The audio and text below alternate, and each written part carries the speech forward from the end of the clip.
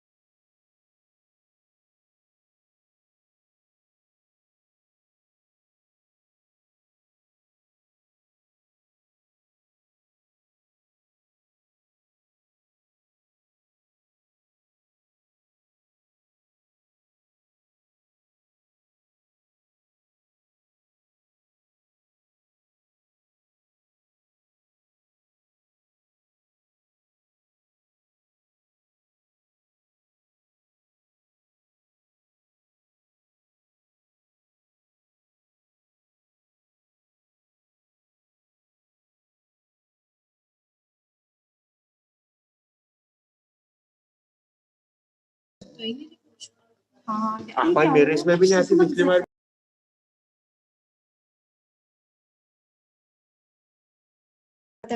वो बोल भी कर रहा है, वो तो बात वो चेक कर रहे हैं अभी तो।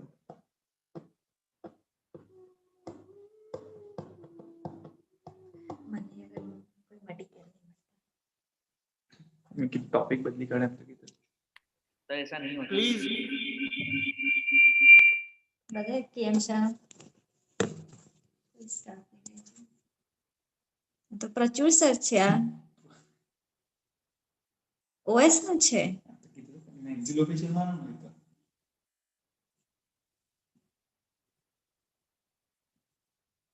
કોઈ પ્રોબ્લેમ થઈ રહી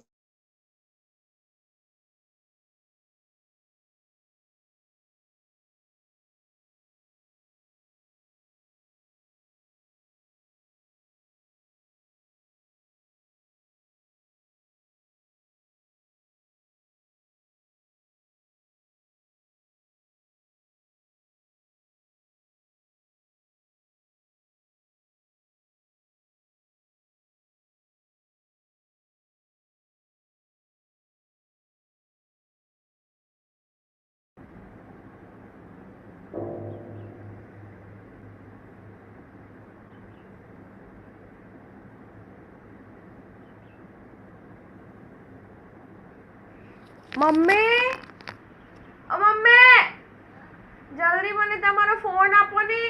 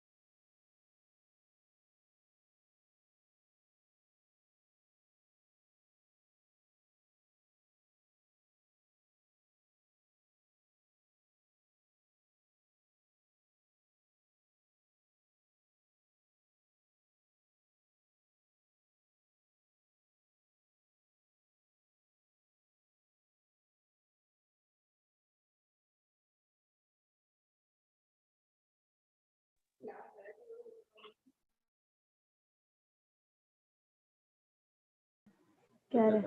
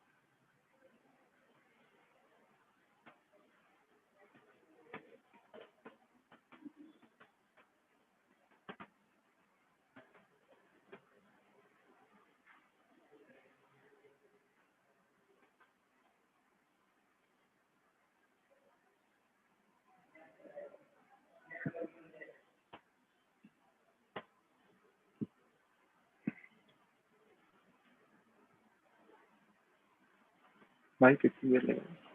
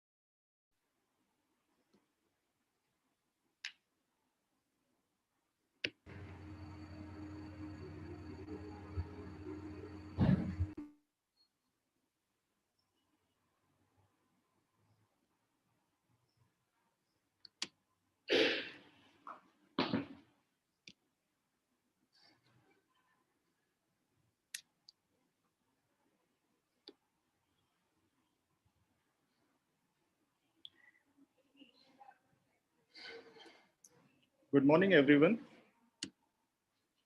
Am I audible?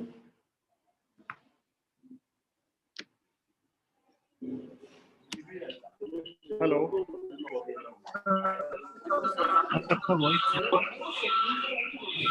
Am I audible? Prachur, I can hear you. Okay. Yes, I can hear you, Prachur. Yeah. Good, Thank good you. morning. Good morning. Good morning. Good A very morning, warm everyone. welcome to all. Today we are starting our webinar on maxillofacial infections in COVID-19 era. And this has been a topic of debate for some time. Today we are going to discuss about the same and enhance our knowledge regarding the same topic with our prominent speakers and moderators.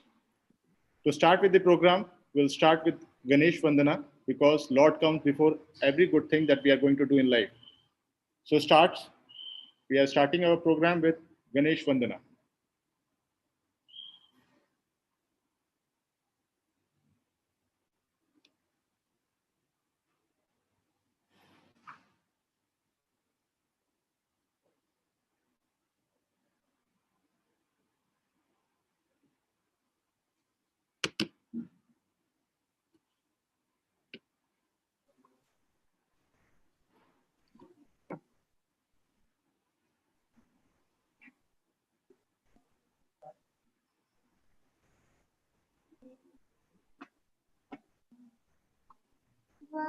वक्रतुण्ड महाकाय सूर्यकोटिः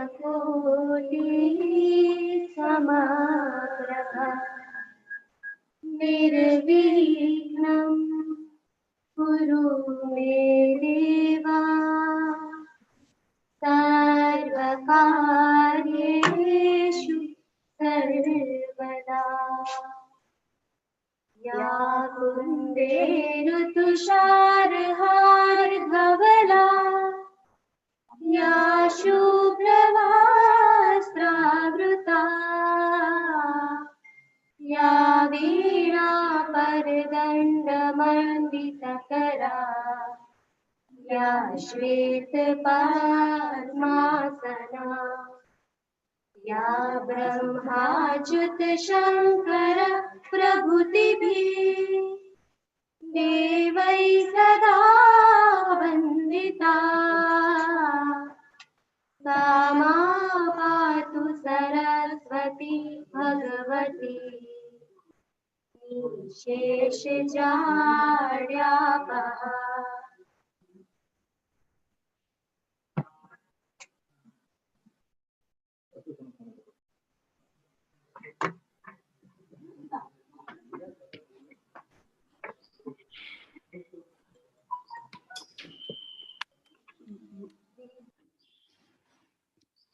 So after praying to God, we'll start our program with our introduction and welcome speech by Dr. Naveen Shah sir.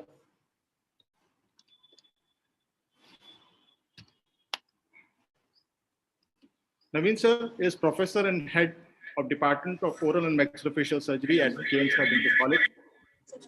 He is PhD and PG guide and has got a vast experience of more than 24 years in the field of oral and maxillofacial surgery. He has taken various guest lectures in national and international conferences and has more than 25 national and international papers to his name. He has conducted various DCI inspections in various colleges and is a member of Academic Council of Ethics Committee in Sumandi Vidyapeeth. He is author of chapter of AOMSI textbook also. Over to you, sir. Hello, good morning, everybody.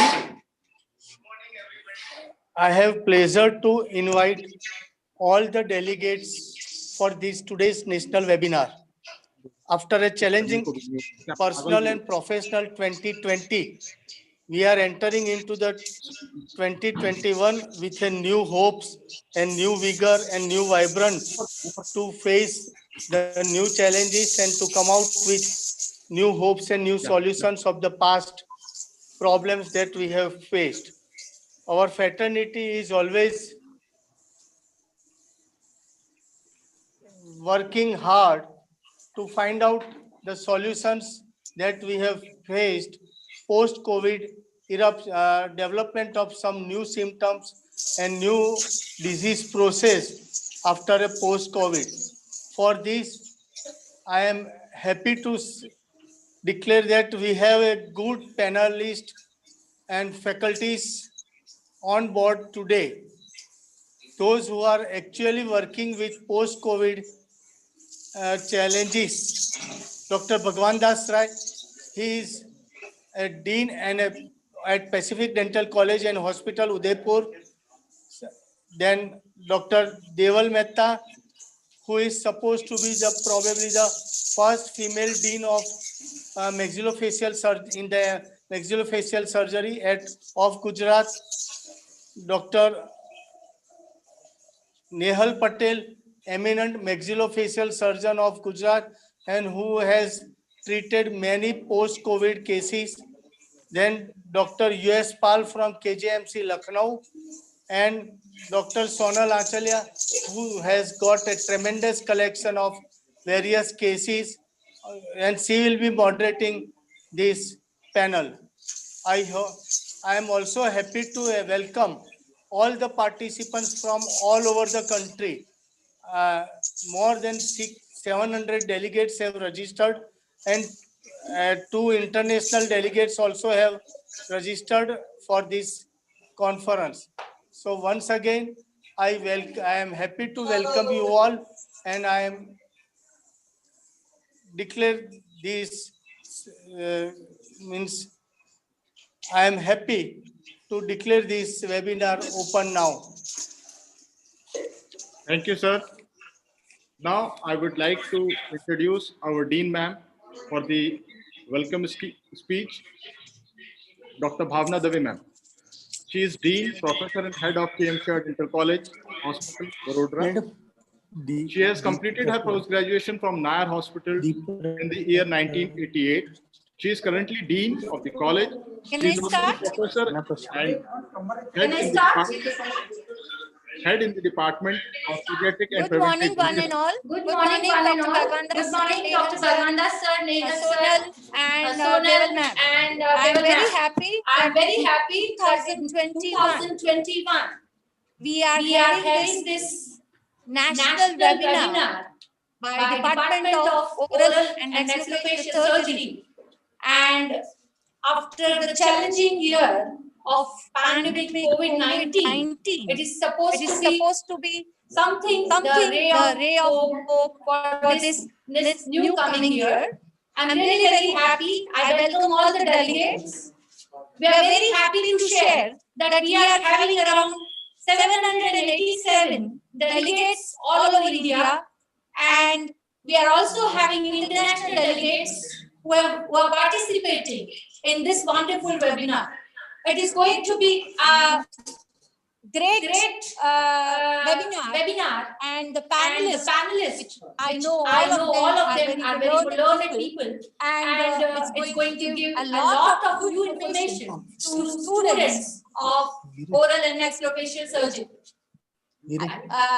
Thank you for conducting this wonderful webinar, Department of Oral and Maxillofacial Surgery. I congratulate Dr. Naveen Shah,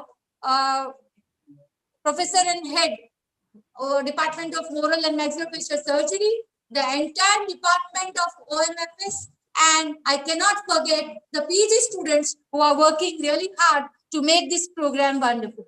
Thank you so much and welcome to the webinar. Thank you. Thanks a lot, ma'am. Now, I would like to introduce the moderator of the first lecture, that is maxillofacial space infections in COVID-19 era. She is none other than Dr. Deval Mehta, ma'am. She is the Dean of College of Dental Sciences and Research Center, Ahmedabad. She is a HOD, Professor of Department of Oral and Maxillofacial Surgery. She has been lecturer in the Ahmedabad GDCH from 1994 to 2000, and assistant professor in the same college between 2000 to 2004, and professor since 2004. She is PhD guide at College of Dental Sciences and Research Center, Ahmedabad from 2016 till date.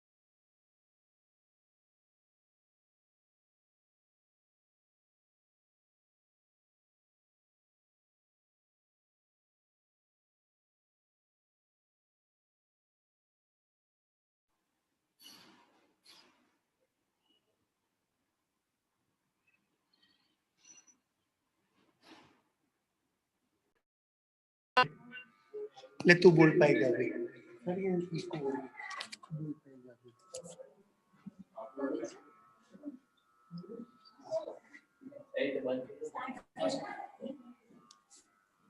अरे छोड़ दे हाँ एक minute Okay. एक minute रुक Now we are going, after the inauguration ceremony, we are going to start with our first lecture, that is maxillofacial यार space तुमने क्या infection. Link बनाया यार?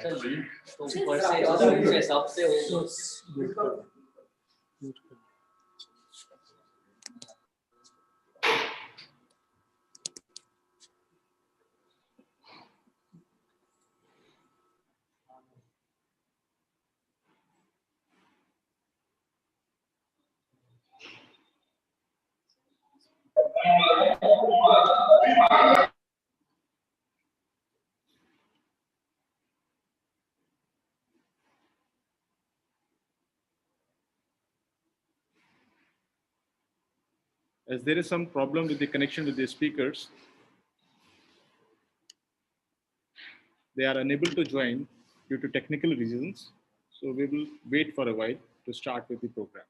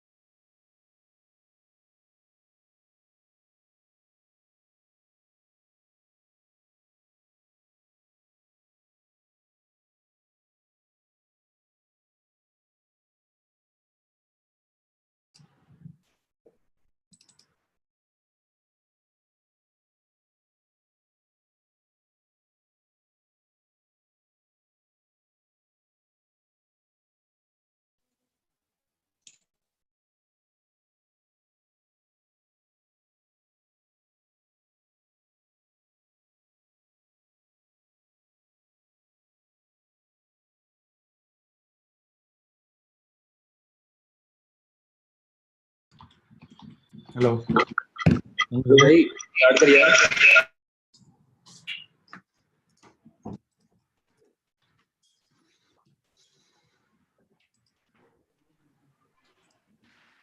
Due to some technical reasons, hello our Prachur, can you hear me? Yeah, I can hear you. Okay, I can start actually. Yeah, just a minute. Due to some technical reasons, US Paul sir is not able to connect with us right now. So we are shifting to the second lecture, that is maxillofacial bone infections in COVID-19 era by Dr. Nehal Patel. Before that, I would like to introduce the moderator for the same, that is Deval ma'am. She is the Dean of College of Dental Sciences and Research Center, Ahmedabad. She is the HOD and Professor of Department of Oral Maxillofacial Surgery over there. She is PG Guide at the college since 2016. She has more than 30 publications in national and international journals, moderator and chairperson in different state, national, and international conferences. She was the chairman, scientific session chairman in PG Convention, Ahmedabad in the year 2007, and an active life member of AMSI and IDA. Over to you, ma'am. A warm welcome and over to you.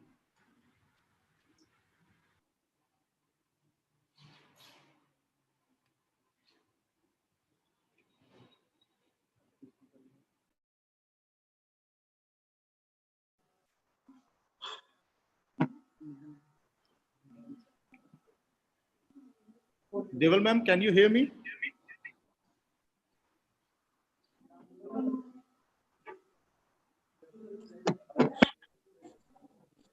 Hello.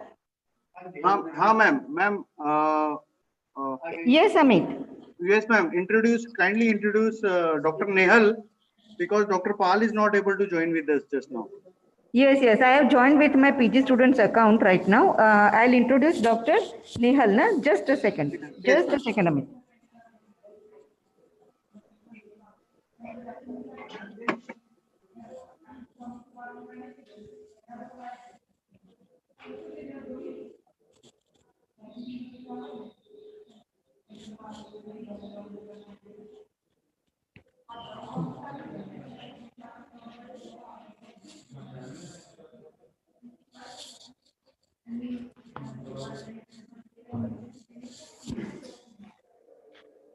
So good morning all. Good morning Nehal. Dr. Nehal Patel is an international faculty. He is eminent oral and maxillofacial and craniofacial cleft surgeon. He has completed his MDS in oral and maxillofacial surgery from A.B. Shetty Institute, Mangalore. He is consultant maxillofacial surgeon and director of DCKH Cleft Center, Surat. He did his fellowship in cleft and craniofacial surgery from Mangalore. He did his mini residency in TMJ arthroscopy and total joint replacement from USA. He worked as a consultant cleft and craniofacial surgeon and BSCSMG Hospital. He is currently working as a director, ABMSS Cleft Project in Surat, Gujarat. So I think Nehal will be starting a lecture now. Thank you, ma'am. And good morning, everyone. And morning. welcome to this webinar on infection in COVID-19. I think since Professor Pal is not able to join, I'll start this lecture and I'll make it a little brief because we want to spend more time on our I think, ma'am, you have to stop sharing your screen, then only I will be able to share. Yeah. Thank you. Yes, sir. Yeah. So my topic is on bony infection in maxillofacial region in COVID-19. So I'll make it very brief and fast because we want to spend more time on our panel discussion. So now this is a roadmap for my small lecture. What is osteomyelitis? Because you should understand what is osteomyelitis, factor predisposing to osteomyelitis. So before we jump why it is in COVID, it is osteomyelitis, we should understand what are the predisposing factors. Then the pathogenesis of the osteomyelitis and the type of osteomyelitis. And its management. This management we will be discussing more in a panel discussion. So I will very brief. So why in COVID-19? This is a question we are asking at this time, and still we don't have an answer to this question. Still we'll try to see, and I have covered a few of the literature which has been published in this small time, like 6 months, and whatever has been published, we will just discuss here and why it is happening. So, as you all know that osteomyelitis is basically, it originates from the ancient Greek word osteon, that is bone, and mulin, that is a marrow, and it literally means the infection of the medullary portion of the bone. That means the infection which start from the medullary part of the bone. So what it is an acute and chronic inflammatory process in the medullary space or cortical space that extend away from the initial site of involvement. So when one side of the bone is involved, it start progressing from the one side to other side, and if it it remains undiagnosed, it may involve the entire part of the bone. So these are the basically predisposing factor. You can divide in local factor and systemic factors. So the local factors are because depressed vascularity or vitality of the bone. So when the vascularity or the vitality of the bone is reduced, that bone is more susceptible for necrosis, which ultimately leads to nidus for the infection. So that happens in case of trauma or the radiation, because the radiation itself reduces the vascularity, or the osteoporotic bone, and where the osteoclastic activity is more, or the major vessel disease when there is a compromised blood supply to the particular bone. And the major part is systemic factor, which says it's impaired host defense. So immune deficiency state, immunosuppressant, diabetes, malnutrition, and extreme of the age. Now this is important because, as we all aware, that osteomyelitis or any infection can and maxillofacial lesion can occur in a patient who is immune deficiency. He has an immune deficiency. And the immune deficiency means if the patient is on a long-term immunosuppressant medication, or patient has undergone some liver or renal transplantation, or patient is suffering from the HIV, or patient is taking a long-term immunosuppressing medication for other autoimmune diseases. Then the diabetes, uncontrolled diabetes. We all are aware that diabetes, in patient with the diabetes, the infection rate is higher than in the normal patient, and the malnutrition and extreme of age, that is patient above 60 years. So now, if we see the predisposing factor, that is a systemic factor, why in COVID-19 this is happening, why it is causing a maxillary or mandibular infection, which leads to either mucormycosis or some sort of bacterial infection. So this is where we have to concentrate basically, because we'll see few of the literature which says it reduces the immunity. Now, if you see the pathogenesis of the osteomyelitis, it causes an inflammatory process of entire bone, including cortex and periosteum, and it confines to endosteum. The inflammatory condition, just hold on.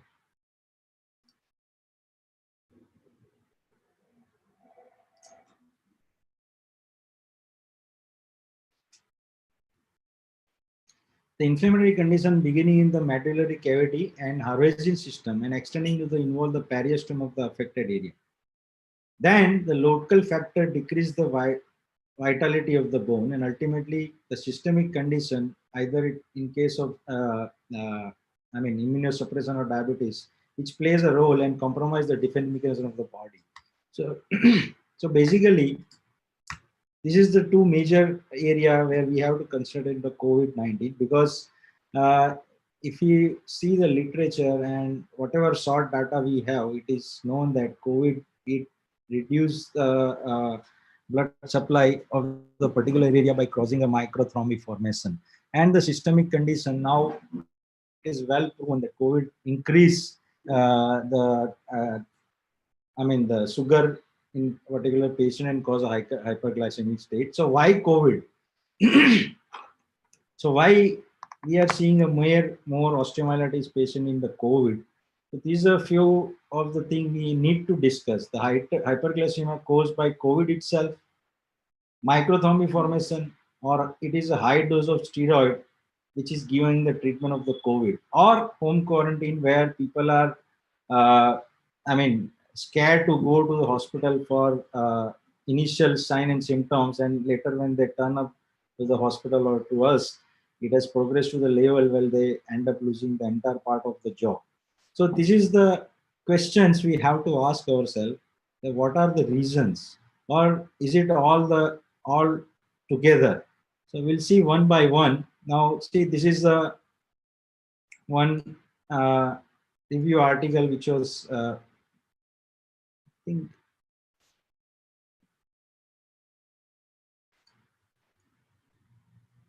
this is a review article which says the fasting blood glucose at the admission in the independent predictor for the 28 days mortality in the COVID patient. So they have collected data of the 605 COVID patients, and those who were 114 patients who actually died in a hospital.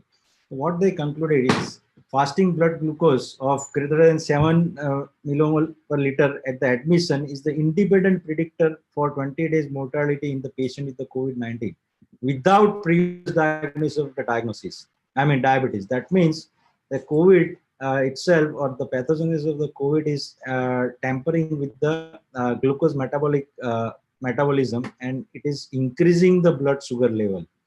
The glycemic testing and the control are important in all COVID patients, even where they have no pre-existing diabetes.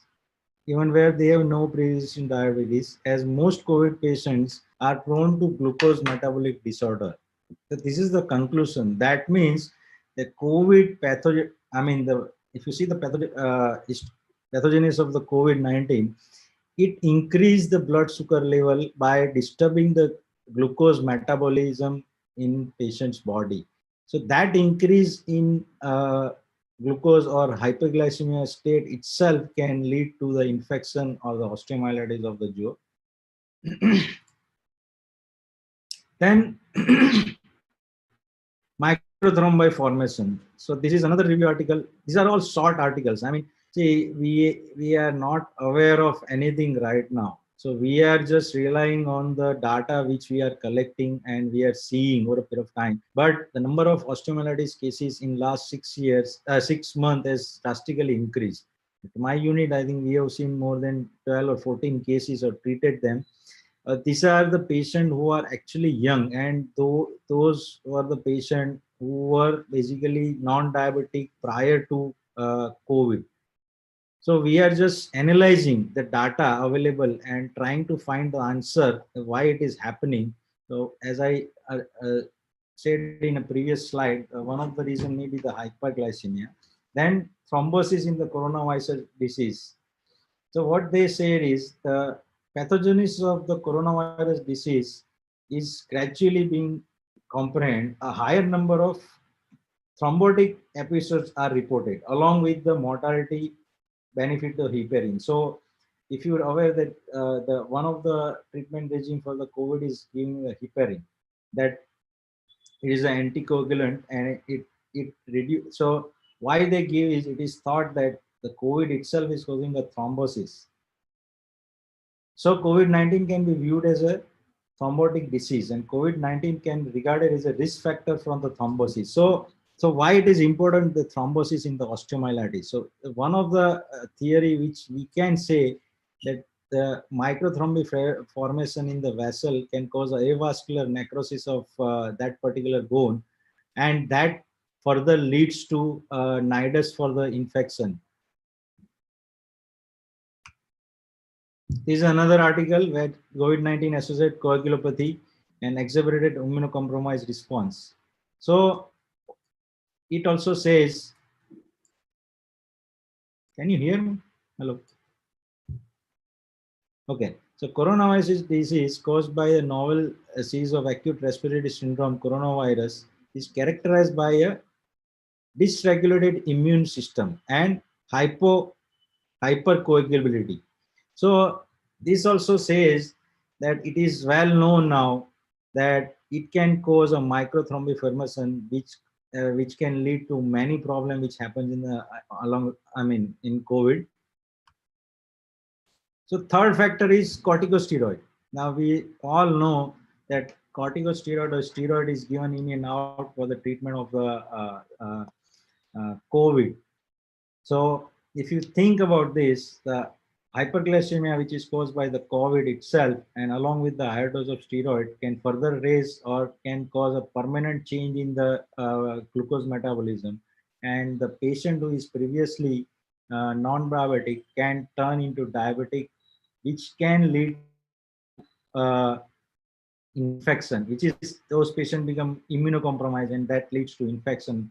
So basically, it is not the one factor which is causing this problem. It is the multitude or the multiple factor in combination which acts on this, and ultimately they come up with the infection. Now this is a editorial, letter from the AIMS, which says steroid therapy for moderate to severe disease leading to worsening of the hyperglycemia and precipitating the ketoacidosis. So where this is happening, the patient who are treated in the periphery, where the cocktail of the medication is given to treat the COVID, because if we all know that last 6 months, the COVID is the primary cause of mortality, and that is a primary target for any medical field. So to treat that thing, many of the peripheral centers have started giving the cocktail of the medication. So those patients who referred come to the tertiary center are mostly with the osteomyelitis. They are basically from the periphery center where the cocktail of the therapy has started and the high dose of steroid has been injected. So it is prudent to keep a watch on the glycemic control in the patient being initiated the dexamethasone therapy, especially in the elderly and diabetic patient. And in April itself, this is a article which was published in Journal of Microbiology, invasive fungal disease in COVID-19. We should be prepared. This was the article which was they said that we have to prepare for in the coming days to treat this fungal disease, which will give a problem in a post-COVID patients. Now, if we see this, this is one of the thought. This is a thought process that we can say that this is the reason we are seeing a more of the osteomyelitis patient in this time. Usually, if you are aware, mucormycosis is a very rare disease, and I mean, you may be seeing not more than 1 or 2 patients in a year. And in last 6 months, there are reported cases of more than some 60 cases in different part of India, and those patients are basically not immunocompromised pre-COVID. They are very young patients. They range from 27 to 40 years, and they are turning up with the osteomyelitis. So we have to prepare. We have to prepare ourselves. We have to prepare the person who are dealing. That is a dentist where the patient goes with the complaint of multiple mobile teeth. So this is our data. We have seen or treated more than 14 patients with all the patients except one had no history of diabetes prior to COVID. And the age range was around 27 to 60 years. And in our all these patients, on the culture, what we have seen is it is not just a fungal, it is the bacterial infection also causing a problem. So osteomyelitis in COVID patient, we have divided in the bacterial and fungal. So in culture, what we have seen is sometimes it's E. coli, Klebsiella, Pseudomonas. The Pseudomonas and Klebsiella is actually a cross infection, and I think these are difficult to even pronounce.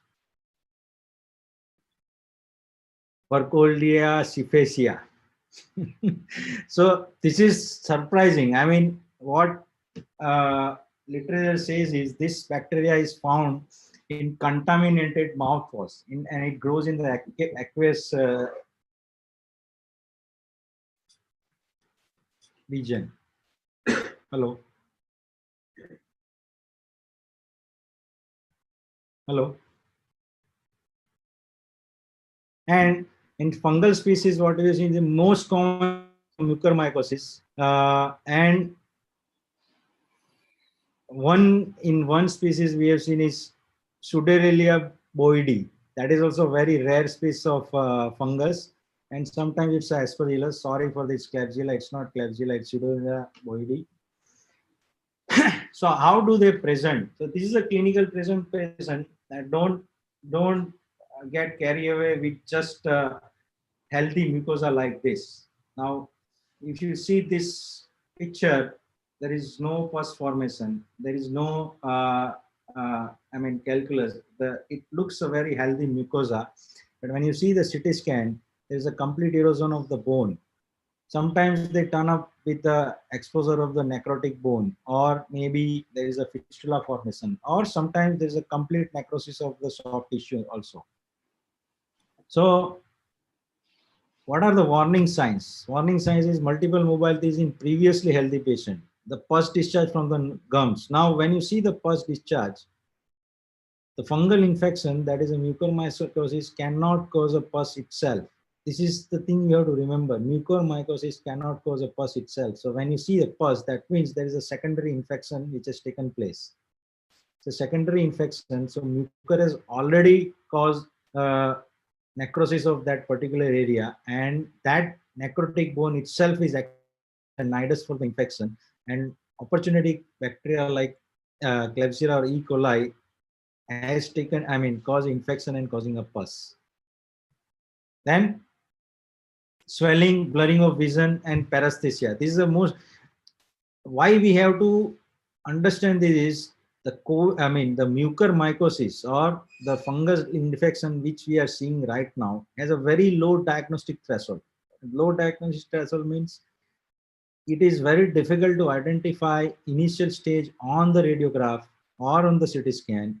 And when you see the patient like this, where there is a necrosis taken place, and if you take a biopsy from this allolus region or from the socket, it is not going to come positive for the mucor. The only reason is when bone is dead, that means the mucor has progressed further. It has gone above.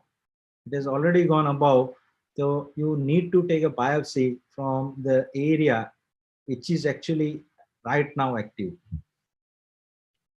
This is what we have to, and particularly for the dentist and the periodontist, when you see something like this, don't get carried away and start doing a scaling or extraction, because multiple mobile teeth in this healthy patient may have a mucormycosis or the osteomyelitis. So this is a clinical presentation. Now, what do you see in a radiograph is complete erosion of the bone, or you can see here in the nasoethmoidal complex, but in the initial stage. Now, if you see this CT scan, this is because we have taken the biopsy, but if you see this CT scan, it looks very healthy. This CT scan also, it looks very healthy, but if you see carefully, you will see radification or change in the bone density from the left side to the right side. This is the beginning of the osteomyelitis. And if you treat this patient at this stage, there are chances it may not go further, and you can actually reduce the morbidity and mortality. So diagnosis, the first diagnosis is, the fast diagnosis is very important. So when you see patient like this, start immediately, fit the biopsy with the radiology, with the culture. And once you have a diagnosis of mucor or any other thing, you start a proper treatment. So what is a proper treatment for this is team approach. Don't try to teach this patient alone. Share your burden. We are not master of everything. We are good at our surgery. So consider on your thing, do a radical thing, curettage of this patient.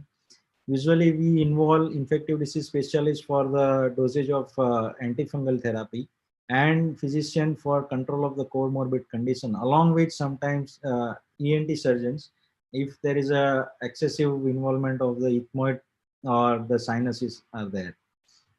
Then radical curettage, you remove as much as bone possible. Remove all the necrotic bone till you have a healthy or bleeding bone. And good antifungal therapy, I think antifungal we will be discussing in the panel discussions. I am not concentrating on this. And as far as possible, see, I think at my unit, we were lucky to have patients who got diagnosed very early, or maybe when there was only maxilla or one side of maxilla was involved. So all of our patients we were able to close primarily without taking any flap. There was one patient where we had to take out the palatal mucosa, and actually there is a, difference of opinion regarding the primary closure. So in my, at my unit, our practice is we usually give a dressing, keep it open, wait for disease control, and you can give a secondary obturator or secondary reconstruction, and ultimately dental rehabilitation. So when you are able to close primarily, so this is, we have to think, because these patients are young. I had a patient ranging from 27 to say 40 years, and so they need a dental rehabilitation. So if the zygoma is intact, you can actually go for a zygoma implant, or but not before 6 months.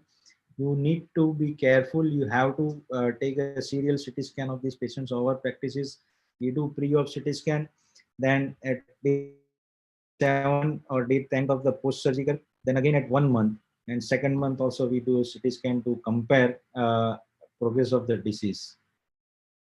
So this is a radical curettage. You can see there is a complete removal with the opening of the maxillary sinus and the primary closure with buccal pad fat, fat of fat on the bilateral buccal fat pad is almost 2 month post-op, and this is 1 month post-op. You can see the good healing. With this, I like to conclude lecture because we will be giving more time on a panel discussion. So thank you all. I think we can take a lecture during question answer during the panel discussion. Thank you.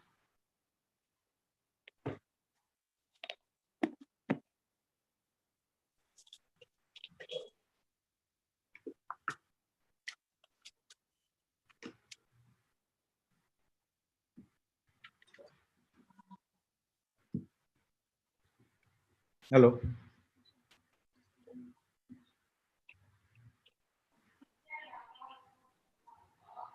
Richard? Over to Deval ma'am. Ma'am?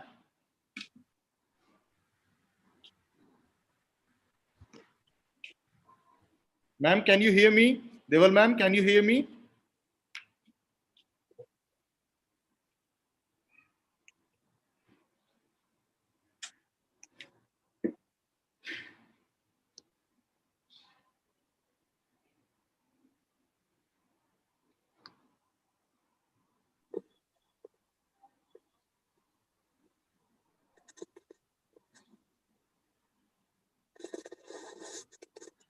Prachur, you take the honors and continue. Oh, okay, ma'am.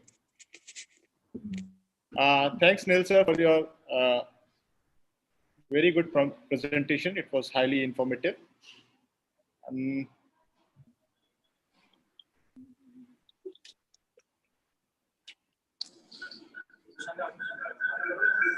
think sir is online.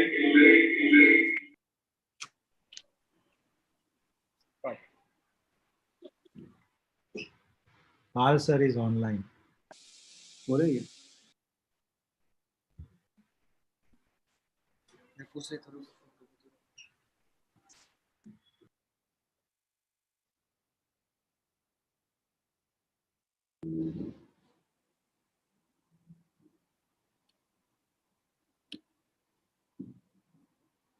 Pal sir, are you online?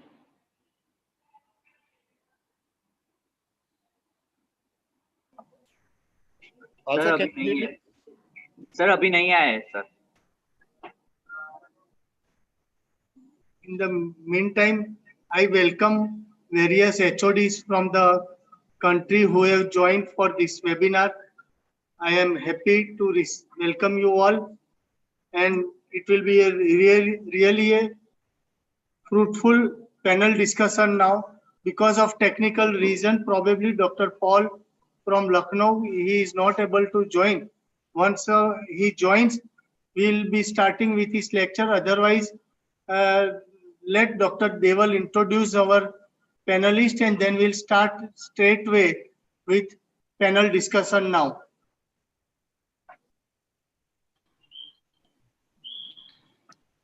Okay, we are starting with the panel discussion now.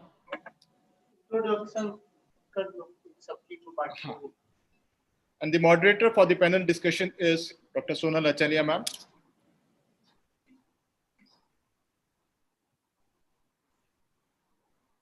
And in the panel discussion, we have Bhagwan Das Rai sir, Paul sir, and Dr. Nehal Patel. First of all, I would like to introduce Dr. Sonal Achalia. She has done her BDS from GDC Jamnagar and was a gold medalist. Did her MDS from A.B. Shetty Dental College, Bangalore in the year 2004.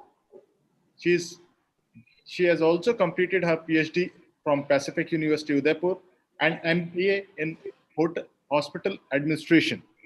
She has a teaching and surgical experience, and she has worked for 4 years in the Department of Plastic Surgery, Gujarat Cancer Institute, Ahmedabad, in the field of craniofacial malignancies. Presently, she is the professor and head of the Department of Government Dental College, Ahmedabad. She has a teaching experience of 14 years and she has got a special interest in TMJ surgeries, including ankylosis, its secondary deformity corrections, including multiplanar distractions of genesis, TMJ arthroscopy, craniomaxillofacial trauma, pathology, cleft lip, palate, craniofacial anomalies. We welcome you, ma'am. Over to you.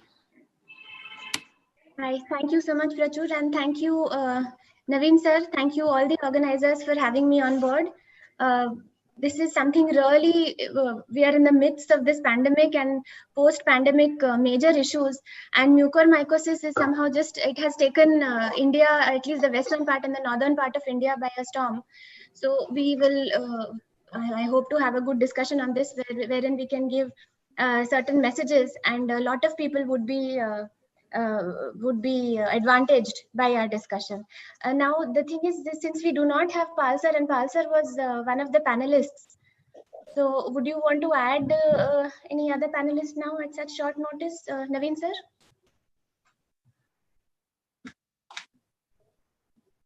Or because we have and Bhagwan sir. Dr. Deval madam. Hello, and, I'm there. Dr. I'm there. Amit, we can include in the panel now. Right, Bhagwan sir is there. I think in the panel we have in the list Dr. Neha Vyas also, Dr. Kishore Muture also. Okay. Neha ma'am and Deval ma'am and Kishore sir. All right. Okay, so could you make me the host? We can please? add Dr.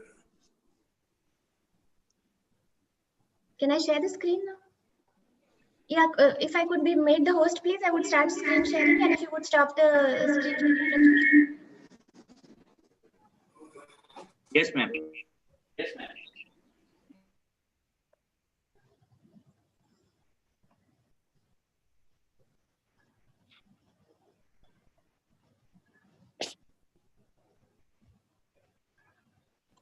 Ma'am आप screen share कर सकते हो. हाँ, thank you.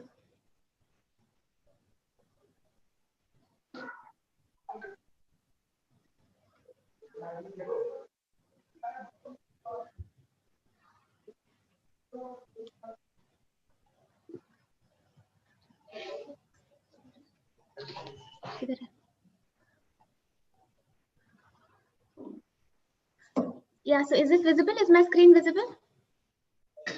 Yes, Sonal, it's absolutely visible. Hi, Nehal. Hi. Good morning, and thank you for that brilliant introduction on Mucor. So I won't be I made taking. it short actually. No, but that was perfect. That's all that's required. People don't listen to too much. I hope they listen to this long thing. We had our very nice mock drill session yesterday, and we had such a long, fantastic discussion on this. So, okay, so to start this,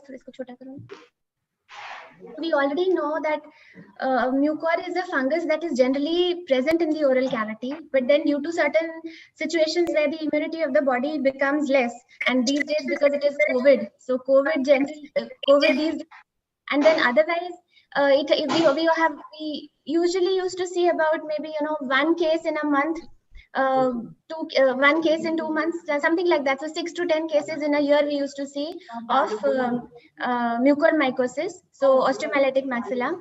But now we are seeing, because of course I am working in GDC Ahmedabad, and it is a tertiary care center. So these days we see 2 to 3 cases per day. It is really bad. So we, between ENT and maxillofacial surgery, we have operated, and we have waiting of almost 100 cases now. It is really bad.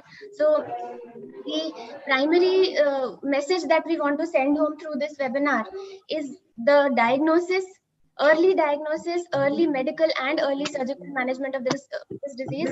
Early here is the main thing. If we are detecting it and treating it early, we have fantastic results. The maximum results that we have are 8 years. He did not have COVID. My first patient, he did not have COVID. He had only, yeah. Sorry to interrupt. Paul Boss has joined, and he'll be taking the panel. Okay, perfect. Hello, welcome, Paul Boss. Good morning, sir. Hello. લઈ જાઓ અને ચાર્જમાં મૂકો તે બાજુ લઈ જાય ને. Can you mute everybody else? મારો મૂકો ની મે. Prachur, can you mute everyone else and keep only the panelists on unmute, please? કેમ લાવવું હમણાં કોના હોય જવાની આ 1 વાગ્યા પર 1-2 વાગ્યા પરથી કરવાના જવા બંધ કરો બંધ કરો. Viren, kindly do the needful.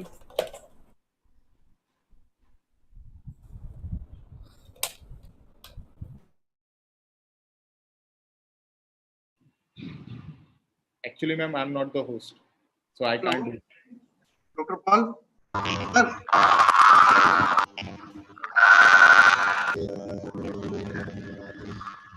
Oh, Paul boss? Are the panelists unmuted now? Bhagwan sir, Paul sir? Yeah. Can you hear me? Yes, sir. Yes, sir. Okay. All right. So, yes, so now because of COVID, whatever Nehal has already talked about, I'm not going to add on that. But yes, because of COVID and because of steroids, because of pre-existing respiratory or metabolic diseases, we are having these huge problems of secondary fungal infection.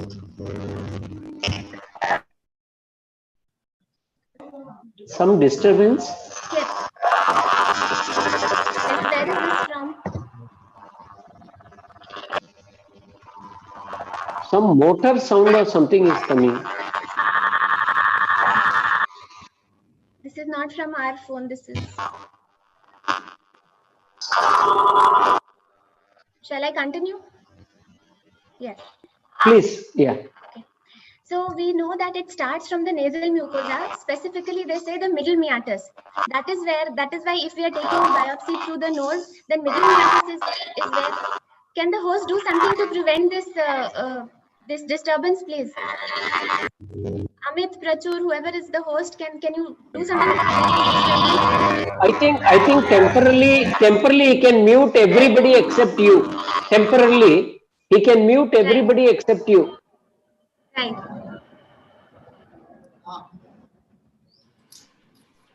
Okay. Right. So since it starts from the nasal mucosa, so that is why even if the biopsy is being taken from the nose through face, then the middle meatus is where the maximum concentration of the fungus is seen. So it starts from the nasal mucosa, spreads to the sinuses, and then primarily through the pterygopalatine fossa, it spreads further superiorly. So through the inferior orbital fissure to the orbital apex, and even into the brain and cavernous sinus thrombosis. Now, because we know Nehal has spoken about this microangio invasion, so it spreads through the blood vessels. Now, from the pterygopalatine fossa, if it is involving only the descending palatine and nasopalatine vessels, then there is only partial necrosis of the palate which is seen. But if it is involving the complete maxillary artery, that is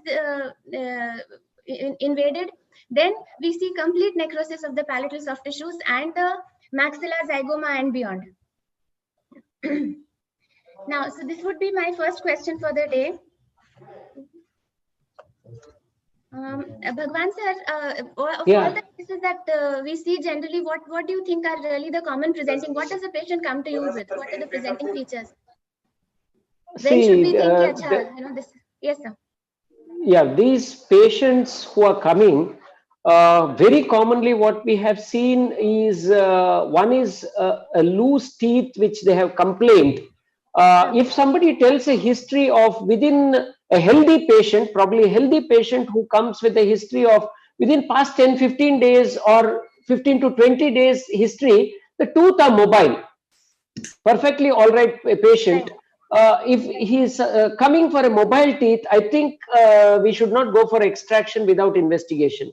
That is one common clinical feature. Then not only loose teeth, sometimes the teeth might be grade 1 mobile also, but there will be periapical region swelling which is seen, or some sort of a pus discharge like or an abscess like thing in the gingival region is also seen.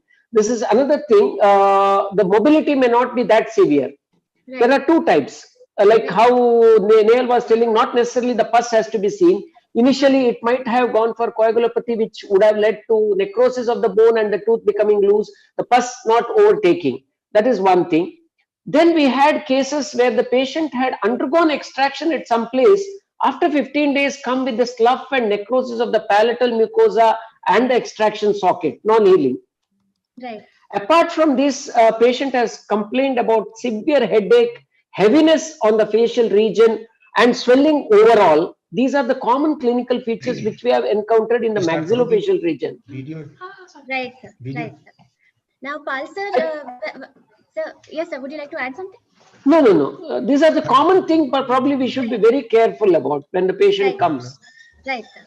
So once we think, clinically this does appear to be suspicious for mucor, then what is the particular history that we would want to take, significant contributory histories? Pal sir, would you like to elaborate on this, sir? Regarding what? Actually, I have just joined. Acha, sir, when the patient presents History. to us, patient presents to us with the clinical features that make you suspicious that okay, maybe we are dealing with a case of mucor. Is there any particular contributing significant history that you would want to ask the patient, sir? Yes, you have to ask regarding any dental problem, any abrasion, any ulceration.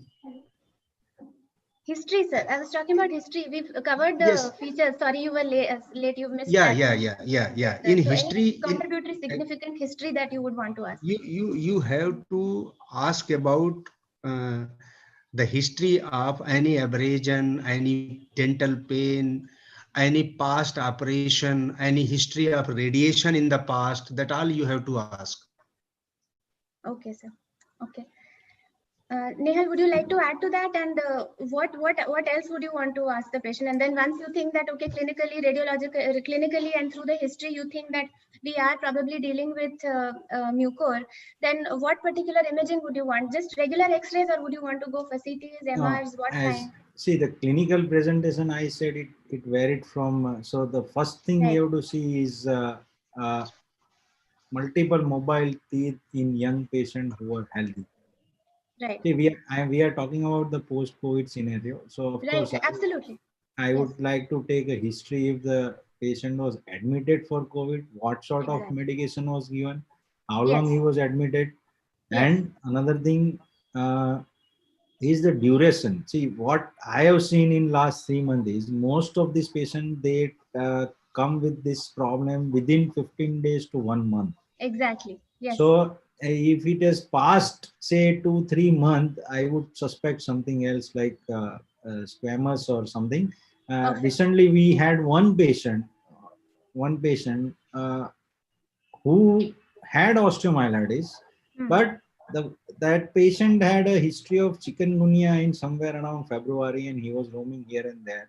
So these are the things. If we are talking about the COVID-related mucormycosis, first thing I would like to know about the his chest X-ray, chest CT scan, which was done during the COVID time. Duration of the hospitalization, then the medication which is given. Any particular imaging for the head and neck region? Yeah, then see, if we are suspecting, I will directly go for the 3D CT face or PNS at least. Because early stage, as I showed you in one of my patients, see, I will talk about this in little detail that the patient was admitted on 23 for COVID. He was discharged on 28. That is already 5 days. And he was home quarantined till 9th. On 9th, and he started complaining of pain in tooth from the day he was in the hospital, that is 28th. And 9th, till 9th, he was home quarantined. 9th, the CT scan was done and the report was normal. See, normal. He came to me on 11th and I suspected mucor. I got the CT scan again and his entire one side of maxilla was involved. So I asked that radiologist who reported on 9th that can you just see again, and he said that there is a change in the bone density on the left side. So see, this is X-ray, you cannot see the beginning, initial stage. So if you want to catch that this is in the initial stage, you have to go for a CT scan, not even I would not. Right. What would be the indications for doing an MRI? Do you think an MRI is useful as well? Yeah, so see, as I said, I was fortunate or lucky enough that we had an initial case and the disease was not progressed beyond maximum zygoma or infraorbital rim, not even sometimes in the orbit.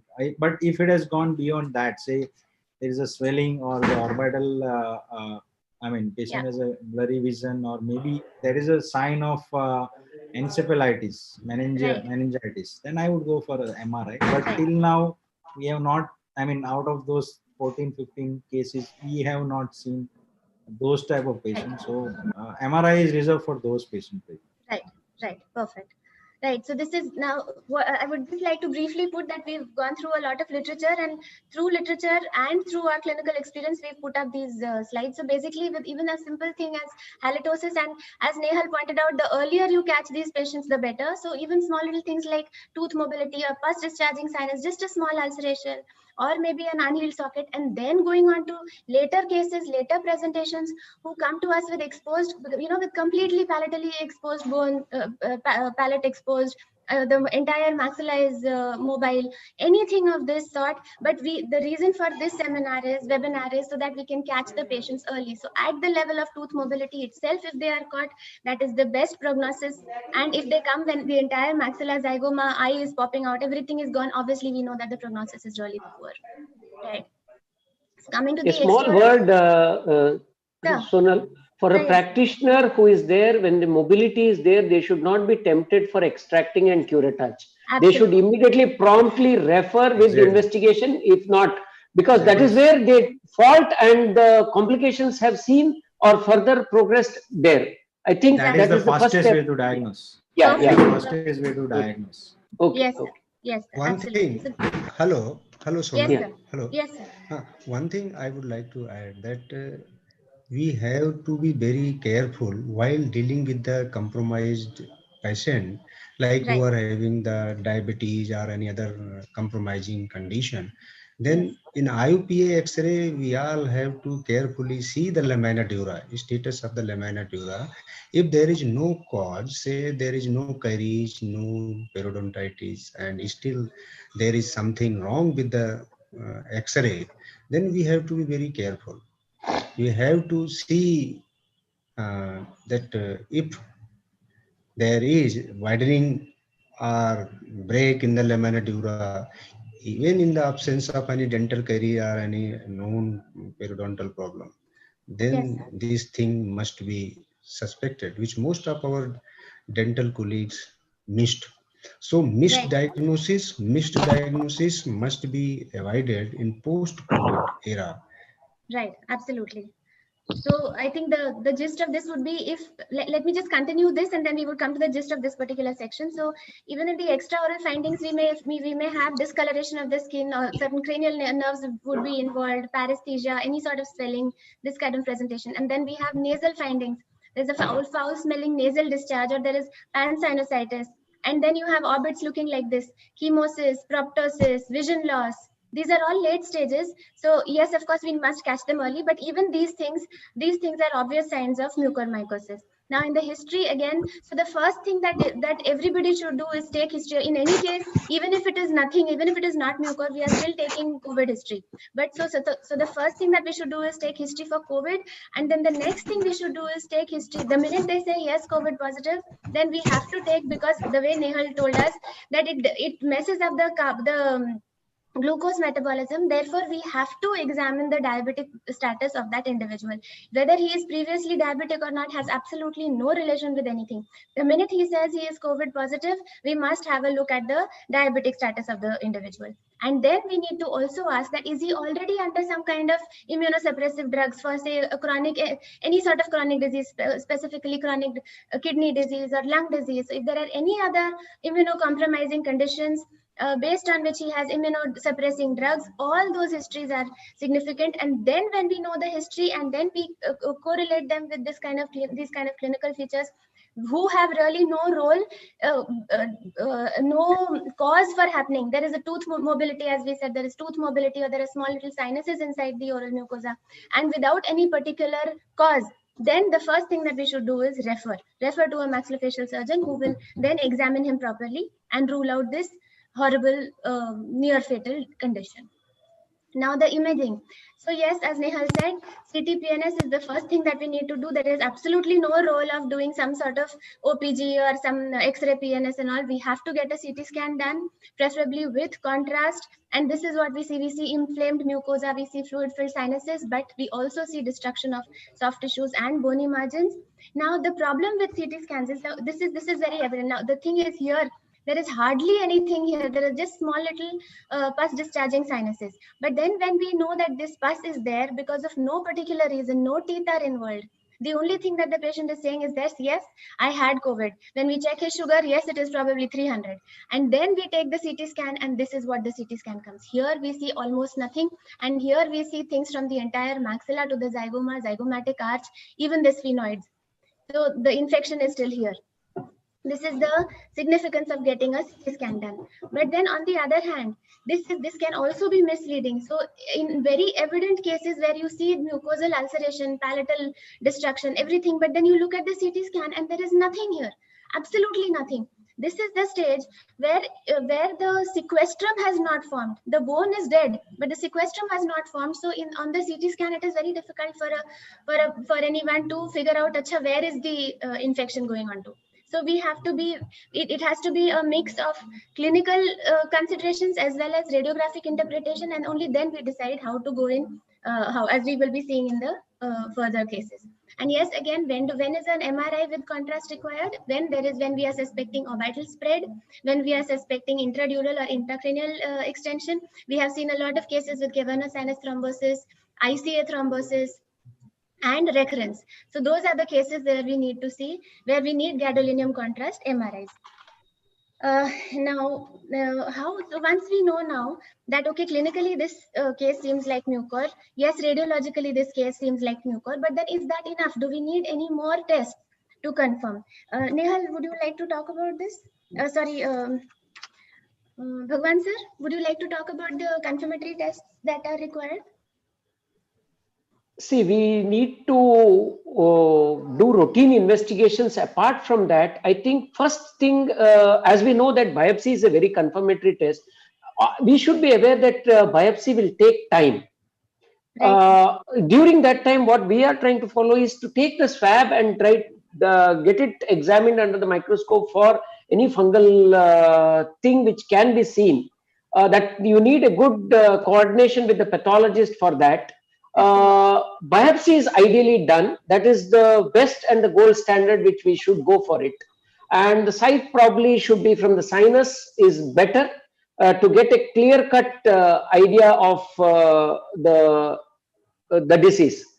When I'm telling about this, especially when the maxilla is there, we should be very, very careful for this confirmatory test. Like biopsy is the gold standard. But as I told, it takes 10 to 15 days for us to get the report. So we cannot waste the time. We have to utilize this time. Yes, sir. Right, sir. Nehal, would you like to add to this? What kind of transport media? Because a lot of times what happens is that we send the biopsy, but in the wrong transport medium, and then they say that, "Nay, we can't figure out what is wrong, and we can't give you a good report." So what is the best transport media for? I would like to add on site also a little bit, right, along with the transport media. As I said, so mucormycosis is a low diagnostic threshold. That means to catch the mucormycosis on a histopathological culture also is difficult. So when you see exposed bone intraorally, say somebody has extracted the tooth, or when you see an exposed bone, and if you take a biopsy from there are high chances that it may come negative, because by the time the bone has become necrosed, the mucor has already progressed above. Right. So the ideal side of the biopsy is the junction between the healthy bone and the necrotic bone. That's the place you should take. Second thing is you have to send 2 specimen, bone and soft tissue, in 2 medium. One is formalin, that is for the histopathology. Second is saline, that is for the culture. And there are 2 things. One is initial stage, when you want to diagnose, you have to send immediately for the KOH stain. That is potassium hydroxide smear. Now, what is potassium hydroxide smear is basically it diagnoses whether there is a fungi strain or not. Yes. So, if potassium strain is negative, say there is no fungus, then still wait for say fungal culture and histopath. But when KOH strain says that there is a fungi, you have to just separate whether it is aspergillus. That is when the fungal culture comes in a play, which decides. I mean, so it is a complementary KOH strain and fungal culture. So transmodepedia you have to send into formalin for histopath and saline basically for culture. And if there is a pus formation, and see the pus is basically a secondary infection, you cannot depend on the pus culture to identify a mucormycosis. So Right. pus is basically to identify strain. You send to formalin, saline, soft tissue, bone, and pus is there, you send a separate pus. Right, sir. Pal sir, would you like to add to this and would Yeah. you like to care? Yeah, Sir? yeah.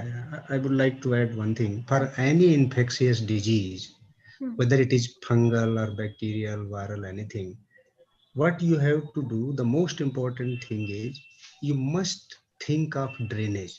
Drainage is very important, especially when you are dealing with the maxilla. Maxilla has maxillary sinus. When you do anything goes wrong with the maxilla, drainage get disturbed. So most of the time, disease progression is directly proportional to the drainage of the site. So what I advise? I advise that along with the biopsy,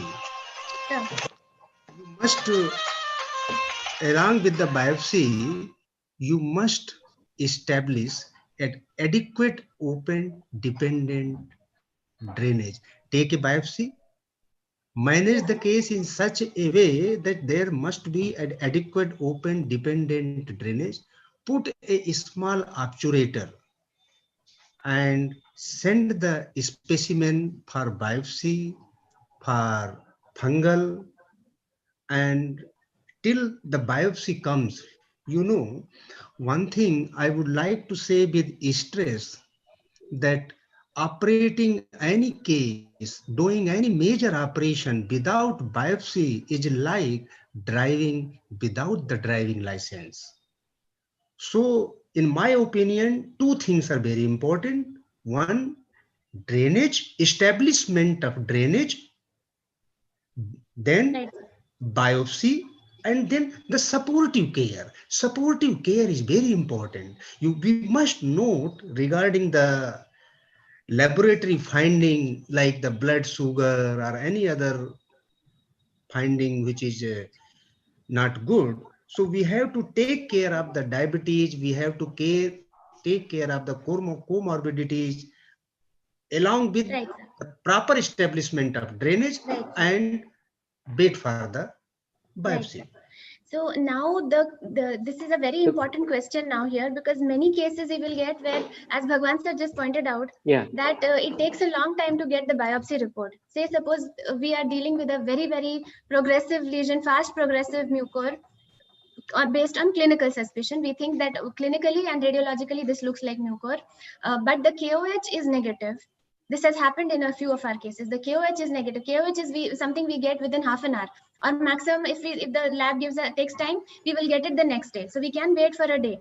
But then biopsy and fungal culture, maximum fungal culture goes up to 28 days. Yes. So, or a minimum of 14 days. So either we wait for 14 days for fungal culture, or we wait for a week to 10 days for biopsy. Do we have that kind of time? Or based on clinical suspicion, especially because we are dealing with COVID, especially if the patient says, yes, I had COVID, yes, I have diabetes, yes, my diabetes is 400, and when you see all these things, when you see that kind of extensive destruction on the CT scan, then do you immediately start with ampho and immediately take the patient up for debridement, or do you wait? When biopsy will come, only then I will touch the patient? What are all the panelists? I would like all three panelists please to give their views on this. Yeah, Dr. Sonal, regarding this, see, traditionally we know that bone infection in maxilla is very rare. Theoretically, when we studied, we knew that it is not there in maxilla. It is predominantly mandibular problem, osteomyelitis. But here we have a different problem, and when we are seeing and suspecting with the cases involving maxilla, Early diagnosis and prompt treatment are necessary to prevent complications, Right. such as the involvement of orbit, cranial cavity, and oroventral communication is going to happen if we don't manage it immediately. So my take is an aggressive approach immediately has to be there, combined medical and surgical immediately. There is no question of waiting for the biopsy to come. This is my take. Right. Medical and surgical intervention and follow-ups are the key to prevent morbidities. Otherwise, it will spread. We have seen orbital involvement, cranial involvement, and finally, it's very difficult to hold on to the patients. Save the patient. This is Absolutely. what I feel. Yeah. Right, sir. Nehal? Yeah, I have seen Second Bhagwan sir. You have to be aggressive in case of Nipah. In diagnosis, in medical, even reference to the. No, I think we need not have to wait till. So that is the question. Do we wait for the biopsy report, or do we give 2 shots of ampho, 2-3 days of ampho, and then immediately take the patient up for debridement? See, the rule is ideally, since ampho is very nephrotoxic. Correct. Very nephrotoxic. Right. You have to have an on-paper diagnosis of Nipah to start. But when you suspect on CT scan, say at least you send a KOH stain. Right. If that comes negative, Nehal, that is the problem. If the KOH comes negative. KOH stain comes negative, there is alternative medication is a posaconazole. It takes 3 days for the serum level to raise, along with the low dose of liposomal amphotericin. Liposomal, right. Right. And so then you can start that, take the patient under GA, do the complete debridement, send the specimen for culture biopsy. Right, exactly. Anyway, so we do not wait for the culture and we do not wait for biopsy, right? That is what the panelists say.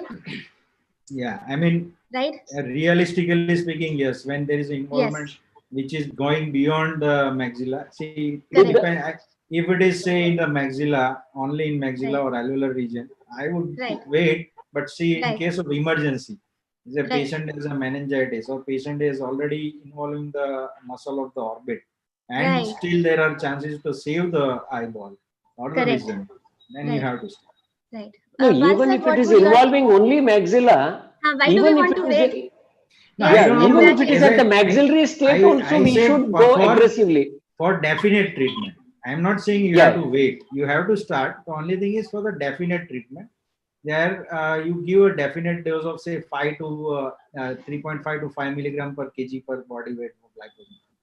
Usually we start for 1.5 milligram surgically. That is, you can start liposomal along with the posaconazole and take a patient. And I am not saying we should wait, but for the definitive medical management, for the number of the duration of the disease. I mean, for the listen. Hello. Yes, sir. Yes, sir. Pal, sir. Yeah. In my opinion, what I think, management of maxillofacial infection, whether it is a bacterial infection, fungal infection, or any infection, the basic protocol remains the same. In my opinion, what I would like to prefer, what I generally do here at KGMU, that we take the biopsy. Biopsy does not mean कि आपने छोटा सा, you have just taken 1 centimeter piece. When you are dealing with the infection in maxilla, we have to take the biopsy in such a way that drainage must be established. So what I do, we first establish the drainage. We take a big chunk of bone and we put a obturator. Then we take care of the patient in toto. We see the laboratory finding. If it is a diabetes case, we take the physician's reference. Their opinion must be taken.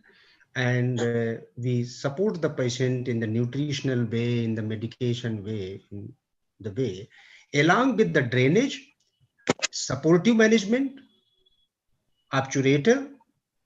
We don't go for antifungal medication or any massive operation. The logic behind this is that most of the infectious disease progress in absence of drainage. If you have established the drainage, then what I have seen most of the time, infection will not be able to progress. Progression get stopped moment you establish the proper drainage in the maxilla. So in my opinion, adequate open dependent drainage along with the supportive management with the obturator, we should wait for the biopsy report or the definitive culture report before starting the antifungal drugs or some other sort of massive surgery. Right, sir. Now, a state level committee has been formed here in Civil Hospital Ahmedabad called the Gujarat State Committee on Diagnosis and Management of Mucormycosis. And there, this is it comprises HOD medicine, HOD ENT, maxillofacial surgery, pathology, microbiology, ophthalmology, and neurosurgery. And all of us combined, we have now. Sir? AIMS guidelines. The role of each and Could you mute the others, please? Yeah, others. Yeah. Amit. Right. So this is a Gujarat level committee that has been formed, and as I said, all of these people, including us maxillofacial surgeons, we have come to this conclusion based on a minimum of 100 cases of mucor that have been treated over the last, starting from October onwards. So over the last 2 to 3 months.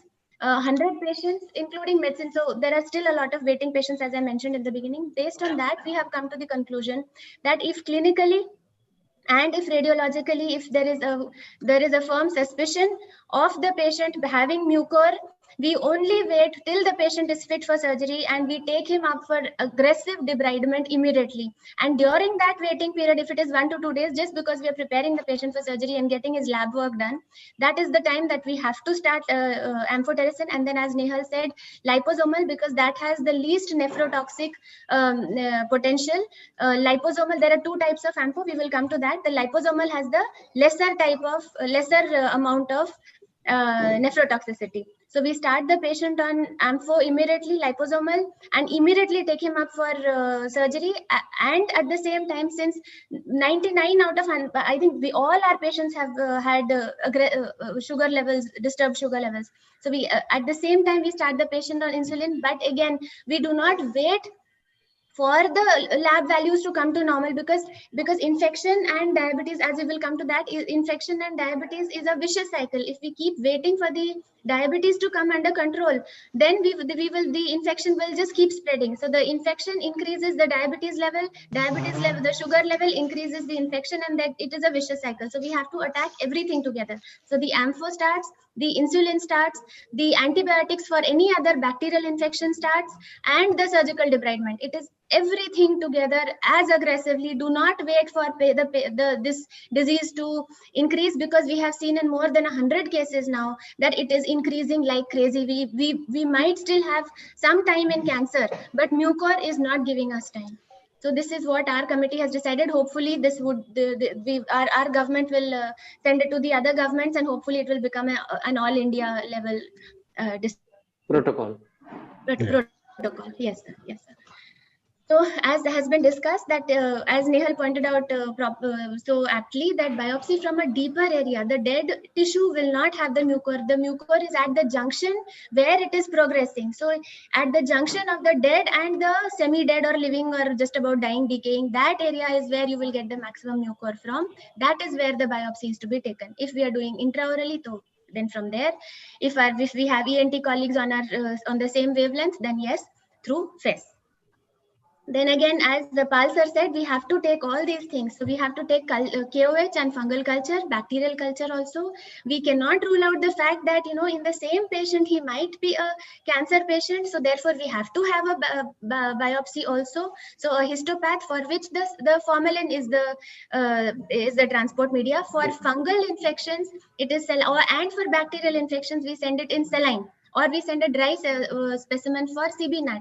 CB-NAT is the gold standard for tuberculosis detection these days. Earlier, it would be, do the AFB in the pus culture only. Now, we specifically ask for CB-NAT. This is for tuberculosis, because let us not forget, in the Indian subcontinent, we see a lot of tuberculosis still.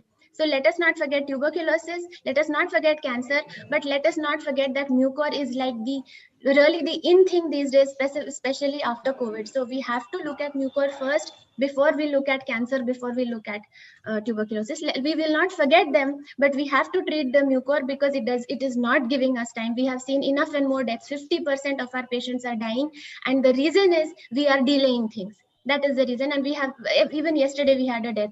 So again, I am continuously saying the same thing. Please, early diagnosis, early treatment, early intervention is the way to prevent this morbidity and mortality. Now let us get to the management again.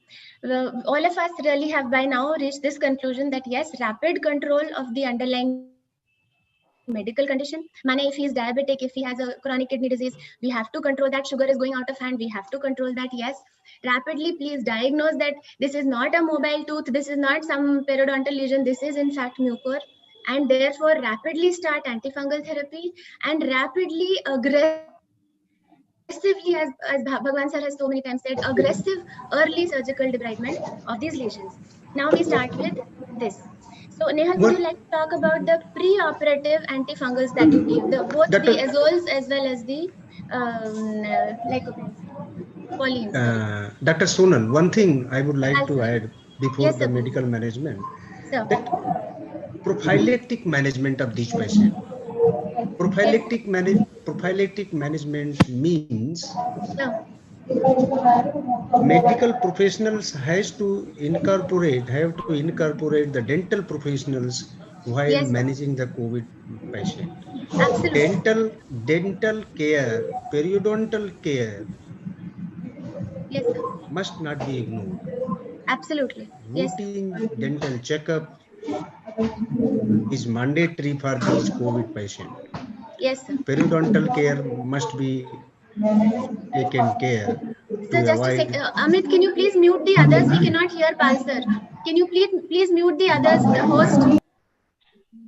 Yes, sir. Sorry, sir. Pal, sir, please continue, sir. So prophylactic management, I would like to say dental professionals must be incorporated in the COVID teams. Absolutely, sir. Dental care must be taken. Caries tooth, periodontal problems must be taken care of. And we have to teach our students regarding the color changes in the mucosa. Right. So that we can have a beforehand information of this mucormycosis or any other odontogenic infection in the maxillofacial region. Yes, sir. So I think in coming days there will be a new chapter in the maxillofacial textbook regarding this. You are absolutely right, sir. How I wish it were not there, but it will be there. Prophylactically, we have to take care of these patients, these COVID patients.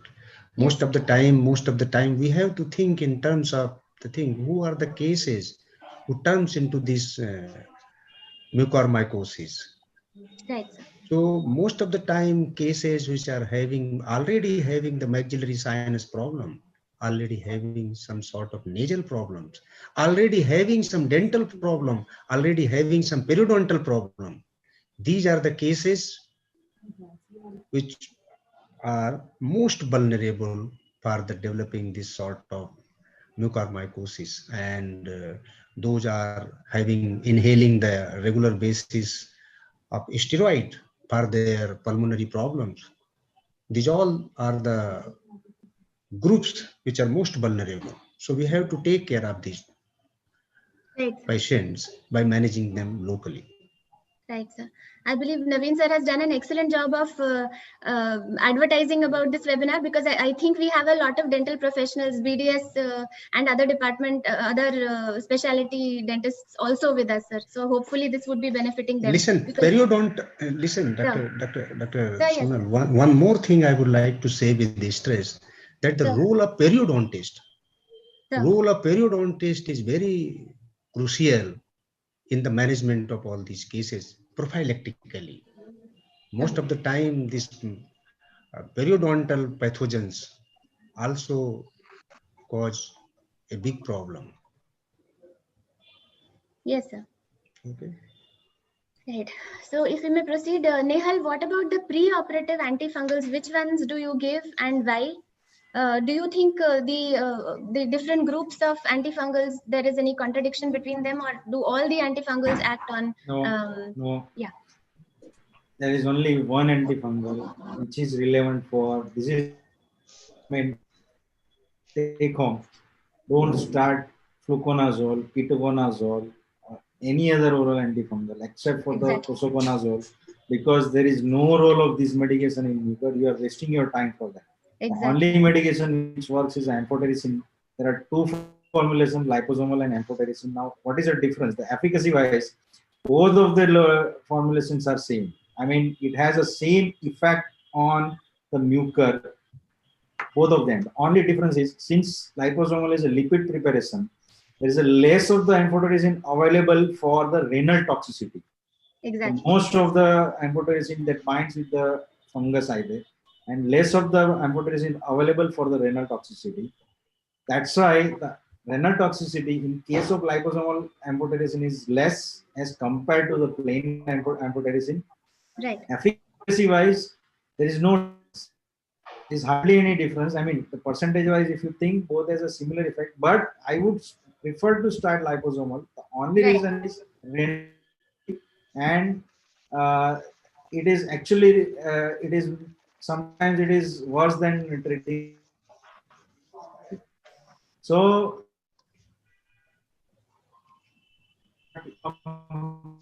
Nehal, you are breaking up.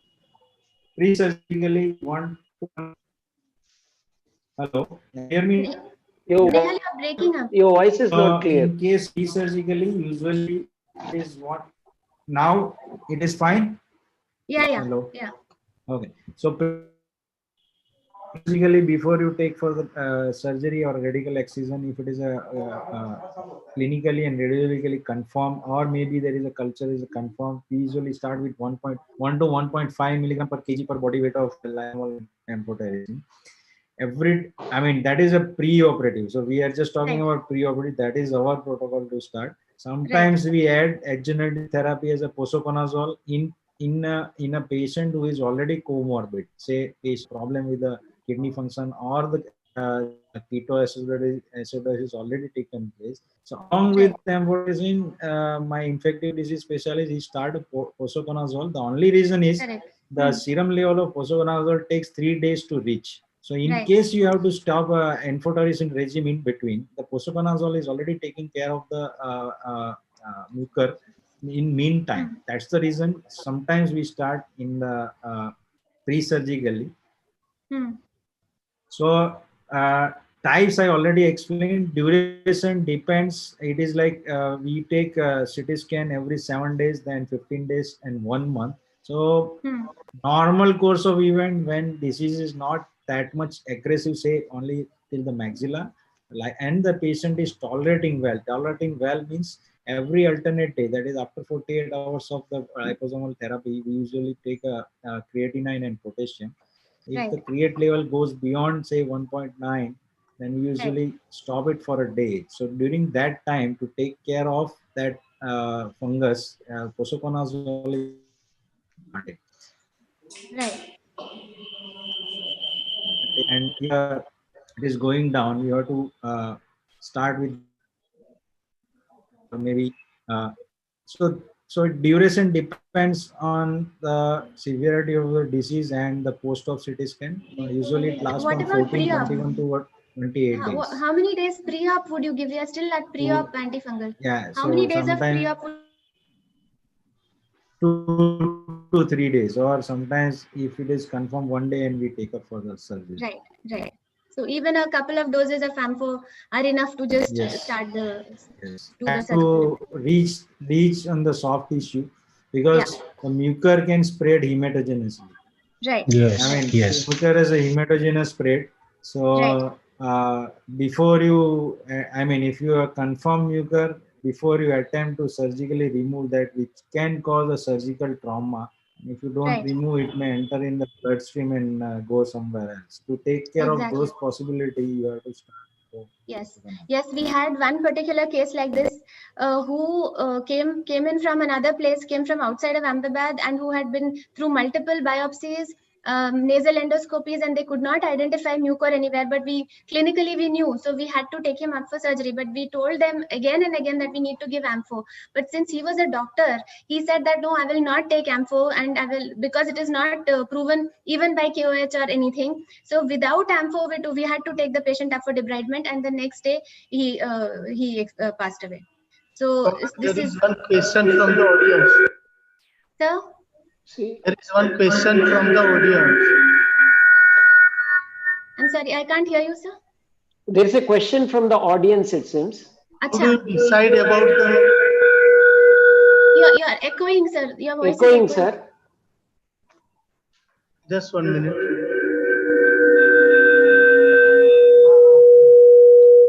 Sir, you can mute the mobile. I think you are in the hall. Hello. Yes, sir. How do you decide the regression of the disease in the medical management? Right, so we haven't come to that yet, so we are still at pre-op. Okay, fine. And now I'm requesting the panelists, I think, to keep the answers short, because we've not even started one case yet. We have 4 or 5 cases to discuss. Oh, So we'll just yeah. keep the answers short so that we can progress further. We're almost Correct, 45 correct. minutes into this. Okay, Correct. sir. Okay. So carrying Thank on. you. Yes. Right, sir. Right, sir. So again, we have to control diabetes, and we have to look at the kidney function, baseline parameters, as Nehal said. This is all given in proper articles. So evidence-based work only, that we have to look at the potassium, and we have to look at the renal function tests. And if anything is also altered, we hold the ampho, we switch to posaconazole, because the half-life of ampho is 15 hours. So, sorry, 15 days. Therefore, even if we hold the ampho for 1 day, it doesn't matter. We hold it, the blood level is still maintained. At the same time, we know that we have surgically debrided, and then we can switch to posaconazole. As Nehal said, yes, 3 days of posaconazole and ampho together have to be given. Only then the patient can be switched only to posaconazole. But again, that we will come to the post-op follow-up session again to talk more about posaconazole. Then the antifungals, again, as Nehal said, nothing else works. It is only ampho, and again, evidence-based work that if at diagnosis within 1 to 5 days, if the patient was diagnosed, was started with ampho, the survival rate was 83%. Whereas if the diagnosis was later, and if the ampho was started after 7 days of more than 7 days of diagnosis, then the survival rate reduced to 50%, 49%. And this already also has been spoken about, that liposomal ampho is better. It gives better survival rate because it is less nephrotoxic rather than the routine one. And So, these are the dosages. Can I say something here? Yes, This please. survival. Nehal, I can't hear you. I think there is a network issue there. Nehal? Yeah. So survival rate is because of the nephrotoxicity, because exactly. Efficacy wise, both the amphotericin has a similar effect on the mucus. The only thing, because the nephrotoxicity is more in amphotericin, there are more chances of mortality with amphotericin rather than mucus sometimes. I mean, that is at the... least, yeah, generally that seems to be it, but at least the blood-brain barrier, the liposomal crosses the bloodbrain barrier better. Yes. Therefore, Yes, if it's absolutely. Absolutely. so in such cases, say with intracranial involvement or dural this thing, or orbital involvement, if we give liposomal, then despite the liposomal ampho, that is acting better than the regular. I mean, there is no question about it. Liposomal is the drug of choice. Absolutely. For this. It's just more expensive. That is why people kind of stay away. I mean, yeah, but the thing is, if you see the overall morbidity with the amphotericin, yes, this is the drug of choice. Absolutely, absolutely. Liposomal ampho is the drug of choice. With or without posaconazole later, if even liposomal is not being tolerated, after monitoring the RFT, CBC, and electrolytes. These 3 things are to be monitored on a daily or an alternate day basis. the electrolytes, the CBC, and the RFT. I'm repeating these things again. These three things have to be monitored very, very regularly, and then the dose and duration of ampho and posaconazole may be adjusted according to that. Now, surgical management. Sorry, just a second. So Nehal, if we could again come to you, what approaches do you prefer for surgical debridement? Nehal? I think he's gone. No. Bhagwan sir? It was Okay. Bhagwan sir, So would you as like I to said, we were fortunate to have a patient who got diagnosed very early. So Okay. we got away just with the intraoral approach. I mean, extraoral incision to debride this patient. But yeah, see, it depends on cases. I have not seen the cases which has gone beyond zygoma. Most of the cases we did intraorally with primary closure, except for one patient where mucosa was involved. So, I mean, if it is more beyond, it is going beyond zygoma involving arbit, then of course you have to go extraorally. Otherwise, most of our cases we did the intraoral. We know you as the scopy surgeon. We know you as Nehal Scopy. So would you want to stick your scope in somewhere and do things with that? Yes, of course. Yeah, reaching the zygoma, I mean, FZ suture and say nasal cavity, it is useful to have those type of equipment to remove it. I mean, you can do that. You can, but if it is going beyond, say, involvement of eye or maybe above that, say frontal sinus, you can have to do for stop. Right, sir. Bhagwan sir, would you like to talk about? Yeah, that's what. Right. Yeah. Anything to what I add to wanted to tell was we can clear-cut define that when the ethmoidal or orbital involvement is not there, we can definitely think of an higher up in the zygoma or FZ region is not there. We can definitely think of intraoral approach, and if there is involvement of ethmoidal or orbital region, definitely there is no question of intraoral. We have to straight go with the extraoral approach. Right. Then about the surgical debridement, would you just radically excise everything, or would you think that intraoperatively for frozen section is really does that have any value at all in mucor, or any particular area where mucor is involved? Then you would think of surgical frozen section maybe. Depends. Like if you have the facility, I think we should go for the frozen section. Not necessarily at every place we will have that luxury of having a frozen section. If it is there, I think we should go for it. So that will help us in defining our final margin where we can limit our cut. Right, sir. Right, sir. Pal sir, would you like to add to this and then maybe talk about the reconstruction also? Do you have? I'm sure KGMU has frozen section, sir. Do we use yes, that? Yes, KGMU is having frozen section, but. So have you ever had the opportunity of using frozen section for any of your cases, sir? Results of frozen sections. Regarding the approach, I must say that intraoral is always better, because when you do intraorally and if you need that, yes, approach and accessibility is not good, then you can add extraoral anytime. I'm sorry, sir. Could you speak up a little? I'm having a little difficulty hearing you, sir.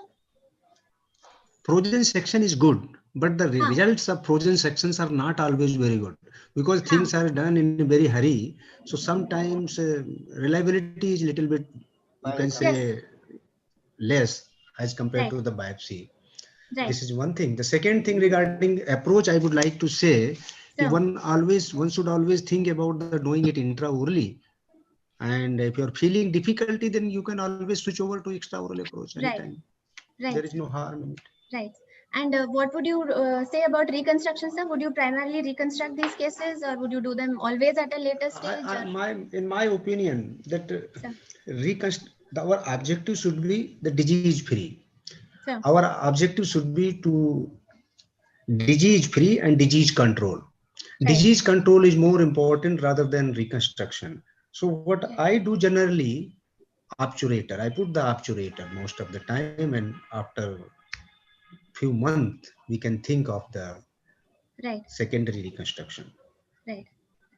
Okay, sir. So we will come back to the reconstruction question again once we come to the cases. Now we'll be let us start the cases. Bhagwan sir, just one more question. That what do you think Yeah. about the role of other specialities here? Do you think we should Yeah, really we should actively... definitely we should have a multidisciplinary approach in our team. Right. One is, see, we are not very familiar with this endoscopic things. Our Right. colleagues in ENT are quite familiar with endoscopic things, and when there is involvement of frontal sinus or ethmoidal sinus, if there is no, if you are going through, suppose thinking that you are going an intraoral approach or to some extent through extraoral approach also, the accessibility to these areas are limited. So if you have their support with that for the endoscopic approach and clearing of that, that is one.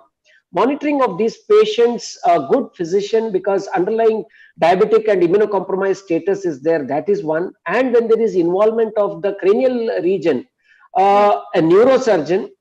Right. And finally, when we are monitoring with the amphotericin and other thing, a good nephro person in the team. I think this team comprises, surgically we can do everything, but the overall approach to have this team should be there.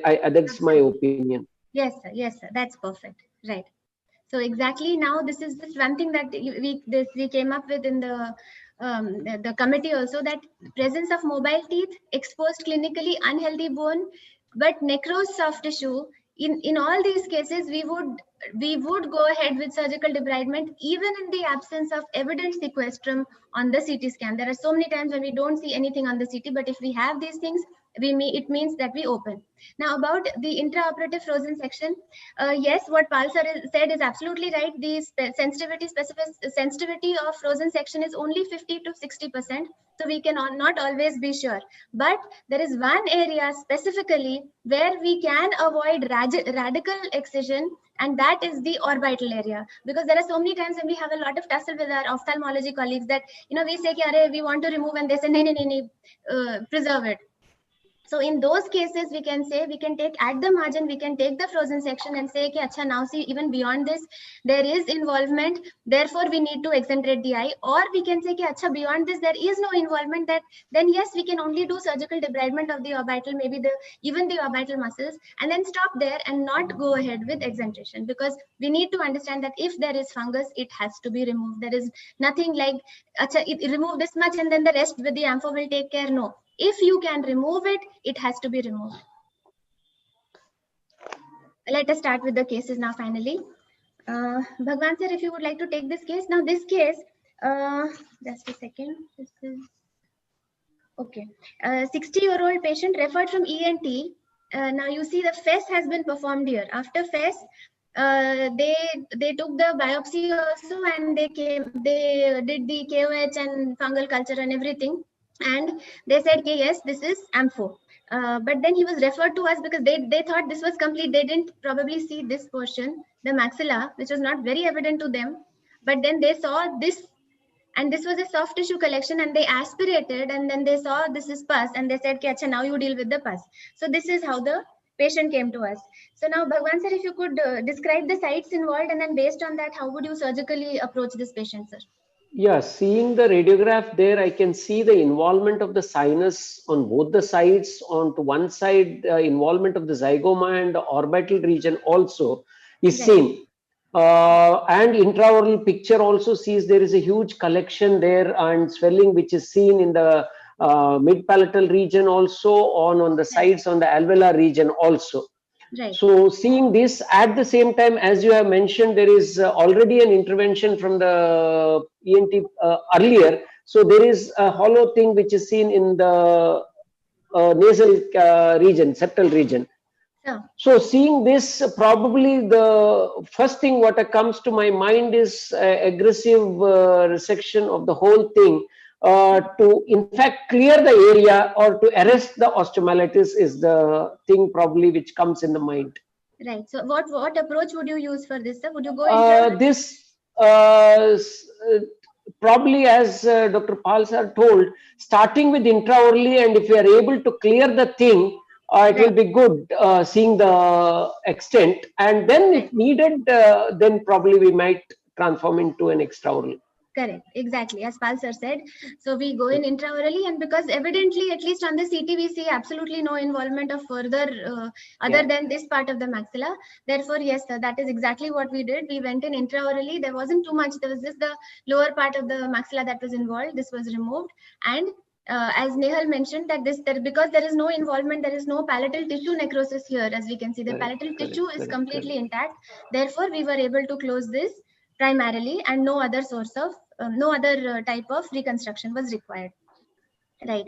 Now, as we talk about the role of the ENT surgeon, we need to understand that at least here in Gujarat, what is happening is that most of the cases are going to the ENT surgeons first. So they are the primary treating surgeons in most of the cases. They have already done biopsy through nasal. I'm not saying all. There are a lot of cases that are coming to us also, but we need to have good relations, or we need to have a good rapport with them so that they understand that it is not only the nose that they are talking about. It will also spread to the sinus. It will also go to the maxillary bone. It will also go to the zygoma and beyond. Therefore, they need to understand our work. We need to understand that they will probably be the first people looking at it. Therefore, both of us need to understand each other's importance. Even when we are taking up we are opening up the case endoscopically, exactly as Bhagwan sir said. When we are doing it when we are doing the surgical debridement, endoscopic clearance of the remaining sinuses may still be required. For that, we still may need to call the ENT. So for all our cases, I think for 95% of our cases, we call the ENT surgeons intraoperatively also. They put in their scope and go to wherever we have not gone and check if there is anything else, they will remove that. And then there is one more role of the ENT surgeons, because in our follow-up, and that is what has been decided by our Gujarat level state committee on Mucor, that how do we follow up these cases? I'm sorry, this should have come in follow-up, but since we are talking about the role of ENT, that even if we have closed from below, what is the only way to see if the disease is progressing or not, if it is recurring or not, whether it is coming back or not? The only way to figure out is a repeat nasal endoscopy with biopsy every single week.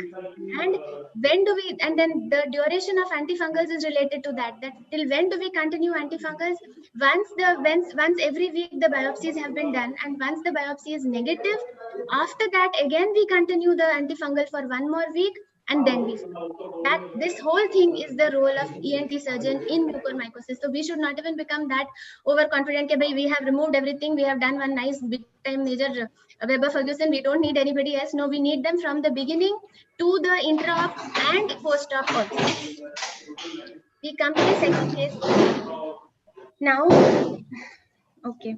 So now this case presented to us with palatal erosions and exposed bone. Again after FES. Again, see, this is after the ENT surgeons have already been here, but now we see that intraorally we see that the palatal tissue has been has necrosed, and we see this exposed palate maxilla here, and we see that this is going into the ethmoids. It is here in the maxilla, going up to the zygoma, even up to the FZ suture, and we see here that even the orbit seems to be involved.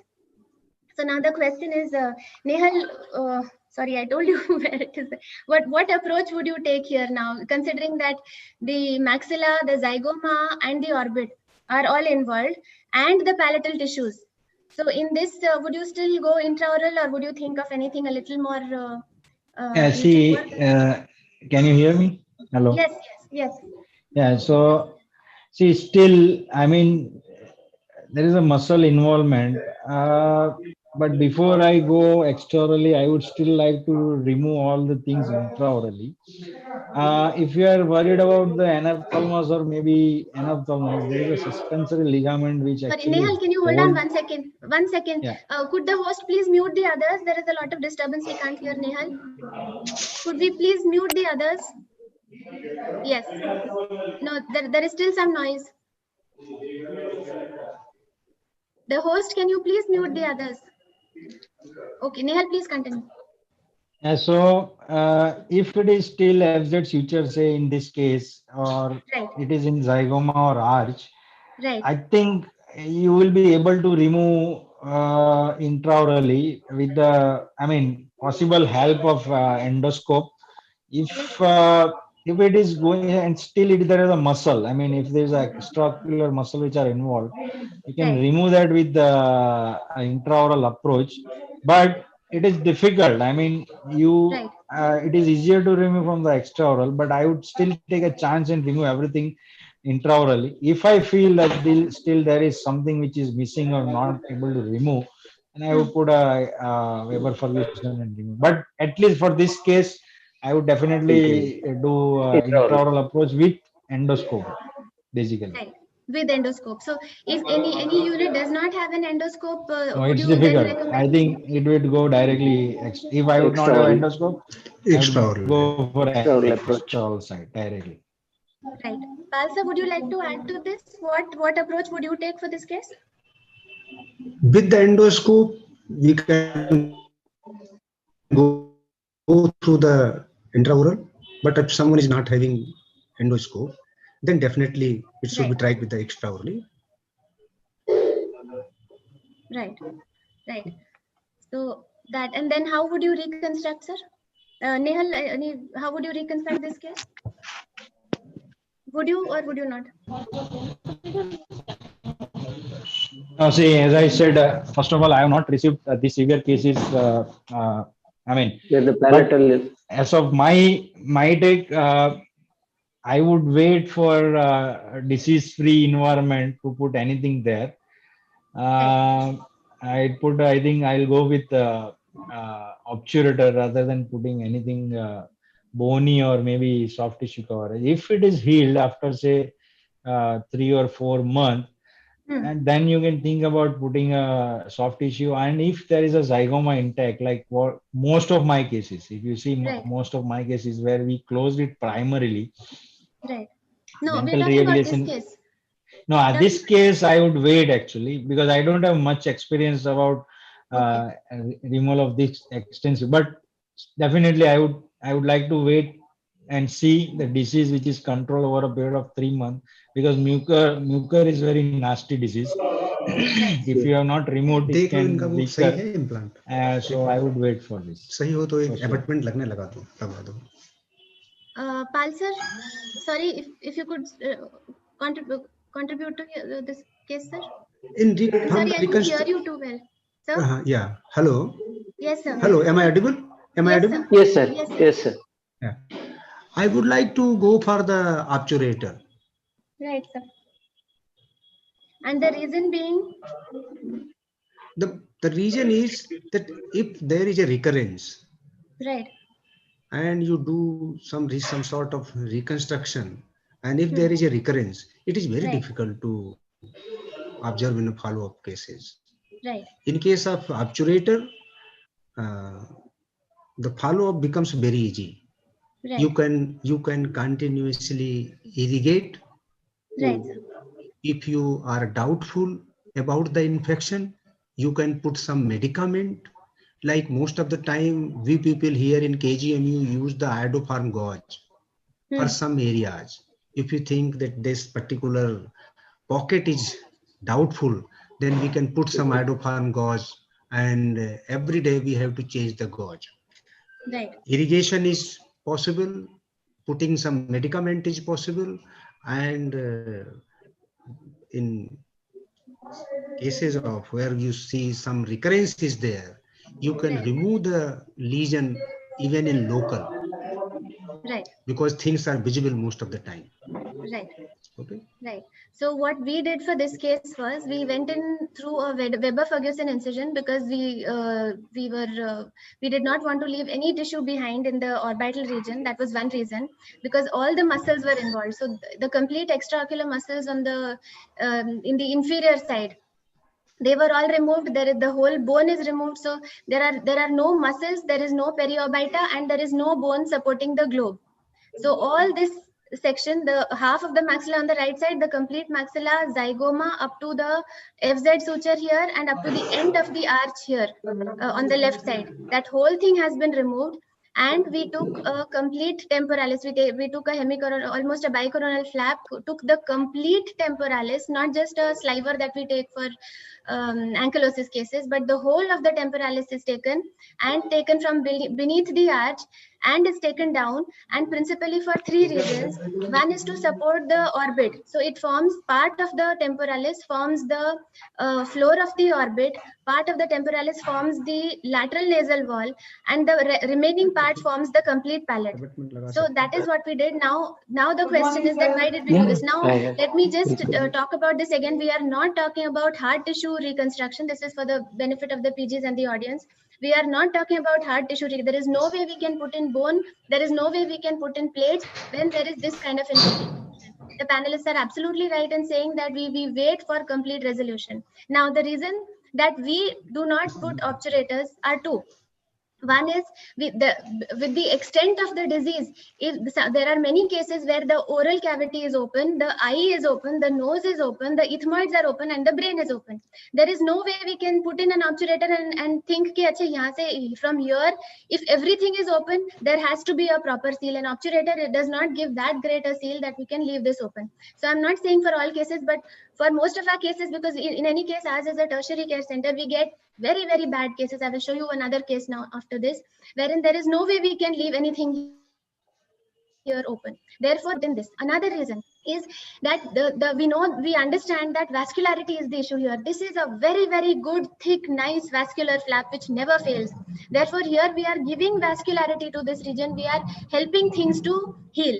And third case, we are not bothered really about this, there being a recurrence and are not knowing, because in any case, if you remember earlier, every week we post-operatively, we are putting in a nasal endoscope and checking if there is anything that is remaining or not. And in all these cases that we have done, there has never been any recurrence here. If we have completely removed everything, any small little recurrence, and absolutely very small thing can be managed through the nose itself. And if it is major, the only major things that have happened is some intracranial spread, that in any case the neurosurgeons either will address it from top or will address it with ampho. So therefore there has never really been any problem with reassessing it in the future, even if we close it like this, because the cases that are being primarily closed, how do you assess whether they are also having any recurrence or not? Right, those cases also we need to assess only with nasal endoscopy. We cannot open the flap every day and check if there is any recurrence there also or not. So this is the reason why we at our center do primary soft tissue reconstruction to hold the globe, to hold the nose, to hold the palate, close everything, so that, and give it vascularity. And this is the post-op picture. After having removed everything also, this is the intraoral, this is all temporalis, this is the intraoral this thing. And if we see, I hope this video works. This is after there is nothing here except temporalis. There is no periorbita, there is no bone. There is the only thing, and there are no muscles, extraocular muscles of the orbit either. The only thing that this globe is being held with is the temporalis. And this, if this can be seen, the video, this is in the ICU immediately post-op. She is moving her eyeball and there is absolutely no diplopia. Therefore, now again, there is a fantastic article from Dharwad which talks about all these ways of reconstruction. And this part, that depending on the size of the defect, this is what we have added to this. But this article from Dharwad talks about how we can close it by either, if the defect is small, we can close it using a local tissue flap, or buccal fat pad, or temporalis, or in certain cases, if the temporalis also, if the disease is inside the infratemporal fossa, if in that case, if the temporalis is also already gone, then we line everything with a nice STG and then give a obturator on that. And we have already spoken about the importance of tissue reconstruction. Now going on to the next case. Along with, here we see that along with the exposed palatal bone, we have this kind of an eye. Now, Pal sir, what about the eye? What are the indications? How do you deal with these kind of eyes? Do you enucleate them, or do you do orbital excentration? How do you decide whether it requires that or not? We have to take the ophthalmic reference. We have to see we have to evaluate the vision. Right. One thing. Second thing, you have to see the involvement of extraocular muscle, involvement of the periorbita. Accordingly, you have to manage the case. Right, sir. If there is a gangrene, if there is a necrosis, and if there is an infection in some particular sites, so you have to remove that site. You have to be land up in the infection-free areas. You have to Absolutely. make the orbit infection-free. Right. That should be the objective, because the road goes directly to the brain. So Absolutely. you can't take chance. But Right, of course, we have to take care of the vision. We have to take care of other things, legally and logically. Right, sir. So if there is loss of vision and if there is no movement of the eye, if the eye is fixed and there is loss of vision, would that always mean that you would exentrate? Loss of vision would be an absolute indication for orbital Loss of exenteration. vision, you have to go through the MRI. You have to go through the MRI. You have to see that level of involvement of extraocular muscle. So, right, level of involvement of extraocular muscle, and as well as the periorbita. Right, infection, extent of infection must be confirmed beforehand. Correct, sir. So in this case, this is the MRI, sir. This is the normal side and this is the involved side. Yeah. So would you think in terms of orbital exenteration, sir, for this patient? Yeah. Right, sir. Yeah. And so for that, what approach would you wish to use, sir? In this case, we have to go through the extraoral approach, because right, sir. That you have to exenterate the orbit. Right, so you have to go the right, sir. So with the Weber-Ferguson, would you prefer using a transconjunctival approach, because here the eyelids are not involved, sir? So would you prefer using a transconjunctival or would you do a subciliary, sir? Subciliary is enough. Subciliary in cases of this exenteration, subciliary you can do. So with the subciliary, actually it is the operator's choice. What operators experience in this field, that makes the road. Most of the time people may go through the transconjunctival. Yeah, somebody would like to go to subciliary also. That's not a difficult job. Yeah, that's not a difficult job. Right. Removing the things are not difficult job. It is the reconstruction which makes the road difficult. Right. But sir, if you want to preserve the eyelid, would the subciliary be okay still? Because we're doing the orbital exentration from inside and from outside. Then also there will not be any problem. I have done many cases through the subciliary. There's no problem. Right. With that. Okay, sir. And then how would you reconstruct this case, sir? In the reconstruction of this area, sir, most of the time I put obturator. Right. Most of the time I put obturator and prosthesis. That is the work. That is our choice most of the time. Right, sir. Would any of the other panelists want to add to this? Anything extra they would want to do? Or has everything been covered? Any different choice of reconstruction or? Bhagwan sir, Nehal? I think I agree with what Dr. Paul sir told. It's fine, absolutely. Right. Okay. So this is what we did. Now, when we opened, the problem was that everything here was involved, even up to the ethmoids, and from there, frontal sinus, everything here was involved. We removed the eye, we removed the maxilla, zygoma, everything. This is how we closed it. Again, we put in the temporalis, and this is his post-op picture. Now here again, the ophthalmologist, there is a lot of conflict in literature, and a lot of ophthalmologists are very, very careful, or rather they are really anti-removal of the eye. If absolutely pushed against the wall, only then they agree. At least we have dealt with a lot of them like this. So then we looked for the indications of exenterations, and this is what we came up with. So actively inflamed orbit with a blind immobile eye. Only a blind eye is not an indication for exenteration. Advanced involvement of the orbit. Now the literature which says that yes, you should exenterate the eye, says that that supports exenteration, says that you have to do it because there are many people who say, many ophthalmologists who say, it has already gone intracranial. Why do you want to now remove the eye? As it is, the patient is going to die. We have had a lot of people saying this also because we get all these advanced cases here.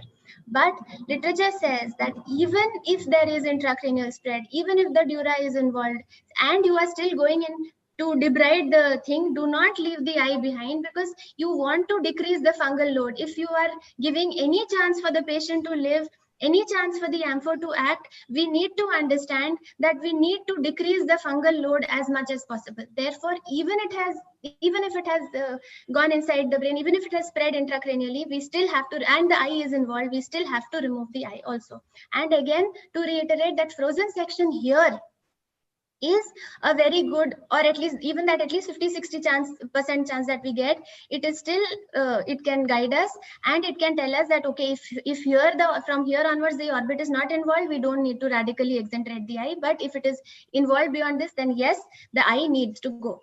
Now we found this excellent article which is published by KEM Mumbai, wherein ophthalmologists and ENT surgeons got together. They said that since literature does not give exact indications for orbital exenteration, let us have points. So they said that clinical symptoms, these are the points to be noted, and these are the clinical signs and symptoms to be noted, and based on that we will give certain points. Then fundus examination, based on these fundus examination points, we will give the fundus examination things, we will give points. And then the imaging, the MRI, whatever we see on the MRI, based on that we will give points. So 15, 15, 15 each, total of 45 points. So out of those 45, more than half, mane 23. If there is a score of 23 out of 45, then that means orbital exenteration has to be done. We are trying to incorporate this in our Gujarat state rules also, but we are still going through the oculoplasty society and all that for this. But this is an excellent article to help people decide whether the eye needs to stay or needs to go, because we need to understand that any fungus that we leave behind is going to spread. There is no way we can remove this, but just keep this. That it doesn't happen. It doesn't happen. We have to remove everything that has fungus. Now a similar case, so this was so bad, the eye was completely gone, but it was not exenterated. It came to us with this, but now you see there are absolutely no changes in the CT scan. Absolutely no changes in the CT scan from anywhere.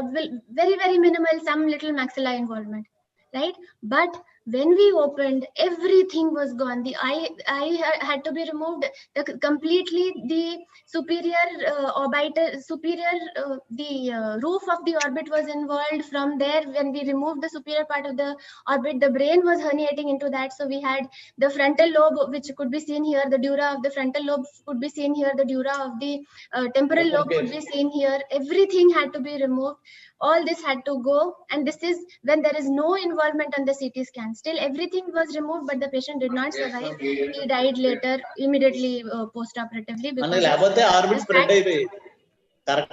the fact that he had been on. Can the host please mute the others? Yeah. The reason for this is the delay that it took in him, because he went to ENT first, he went to ophthalm first, he went to medicine first. They put him on so many weeks of ampho. It just kept getting delayed. His GC was very poor when we took him up for surgery. We had told him, we had even taken a death on table consent for taking up this surgery, but what had to be done, but he did not survive. So the point is, again, early detection. Please go in and remove everything. This is the last case of the day. Now, again, as the cases are progressing, the disease is also progressing. So here we not only have this, we not only have an ulcered palatal tissue all gone, but now this has spread from the maxilla directly into the bone. We see the anterior table here infected. We also see the posterior table infected here. So here we see the maxilla. Everything is visible here on the CT. So Nehal, would you like to talk about this? How would you manage this case? Sonal, if you can excuse me, I'm in OPD here. Acha, Pal sir?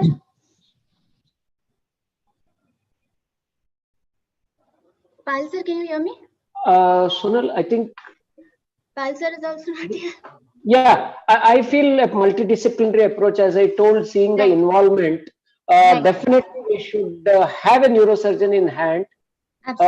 First thing is that, and without that we will not be able to, including an ophthalmologist, and if they are there with endoscopy also, if we are not able to reach to certain areas, I think multidisciplinary approach. Without that, I think we should not, as maxillofacial surgeon, alone go and try to do something. They will think. Right, sir. Pal sir, would you like to add to that? Pal sir? Amit, is he here? Prachur? Ma'am, Pal sir, Loka.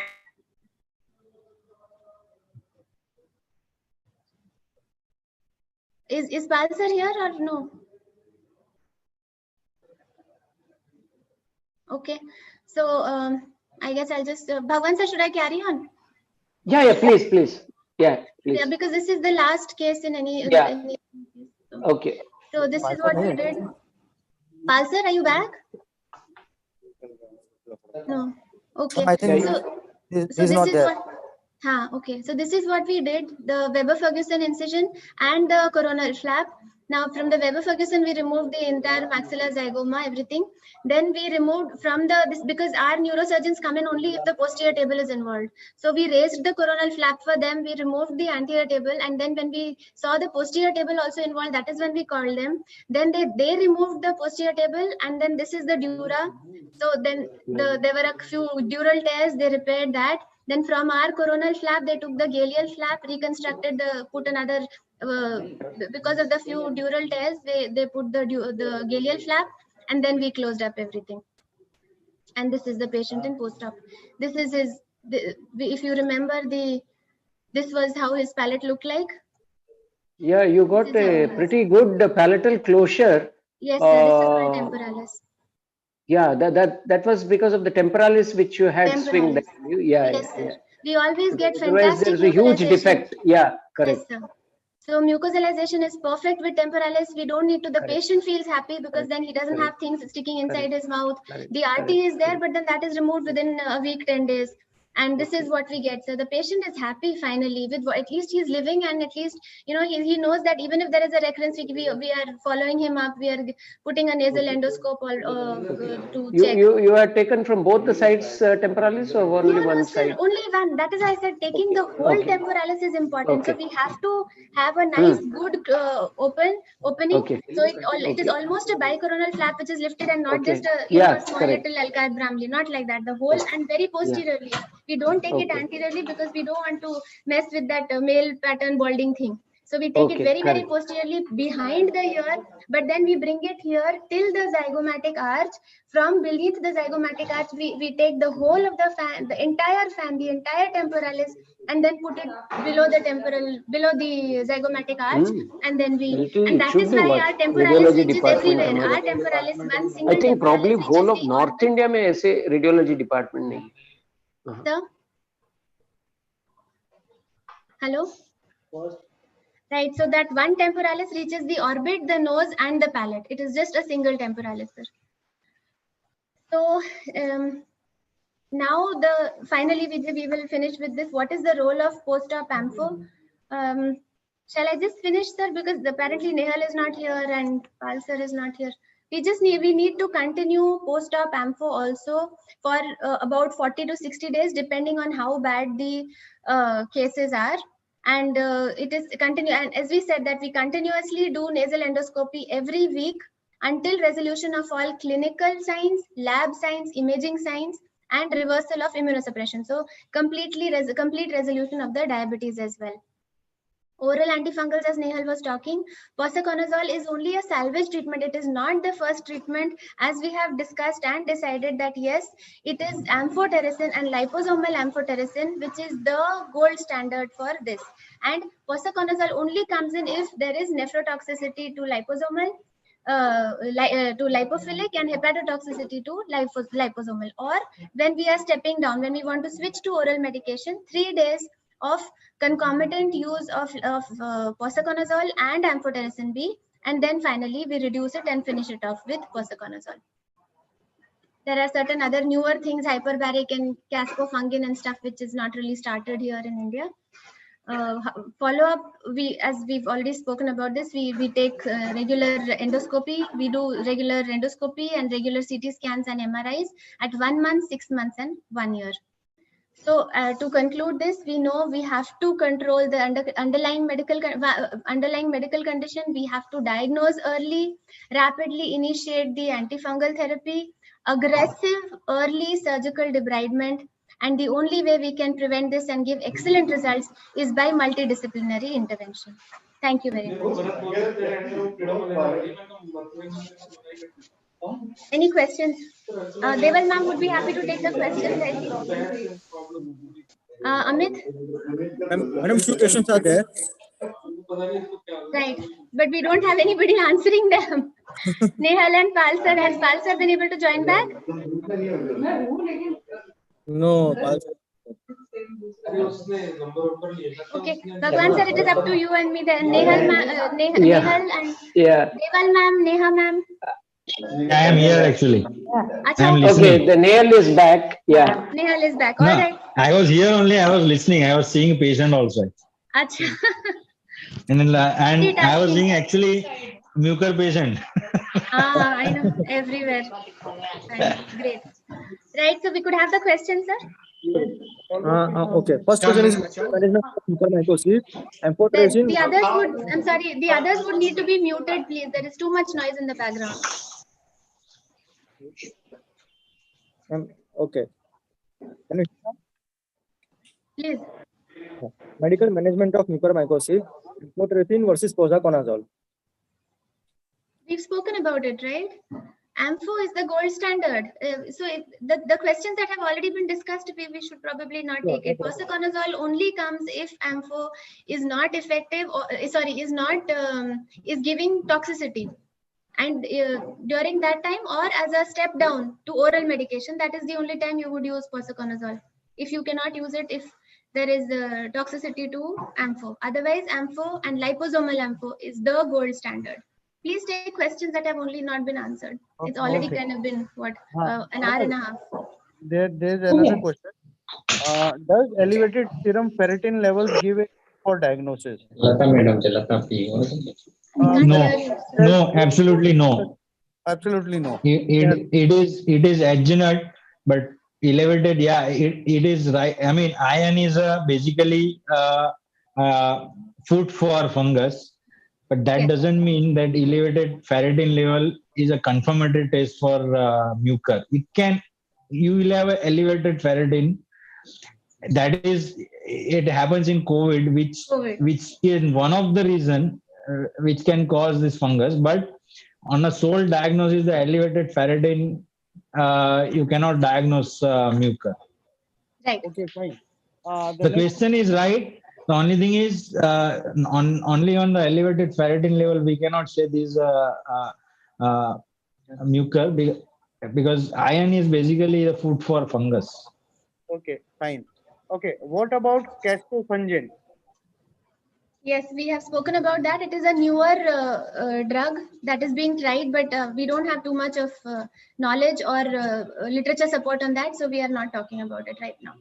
As of now, as of date, science evolves, but as of date, liposomal Ampho is the main golden drug for this. Next question is, what are the post-op sequelae in COVID-19 mucormycosis and follow-up investigations? Post-op what?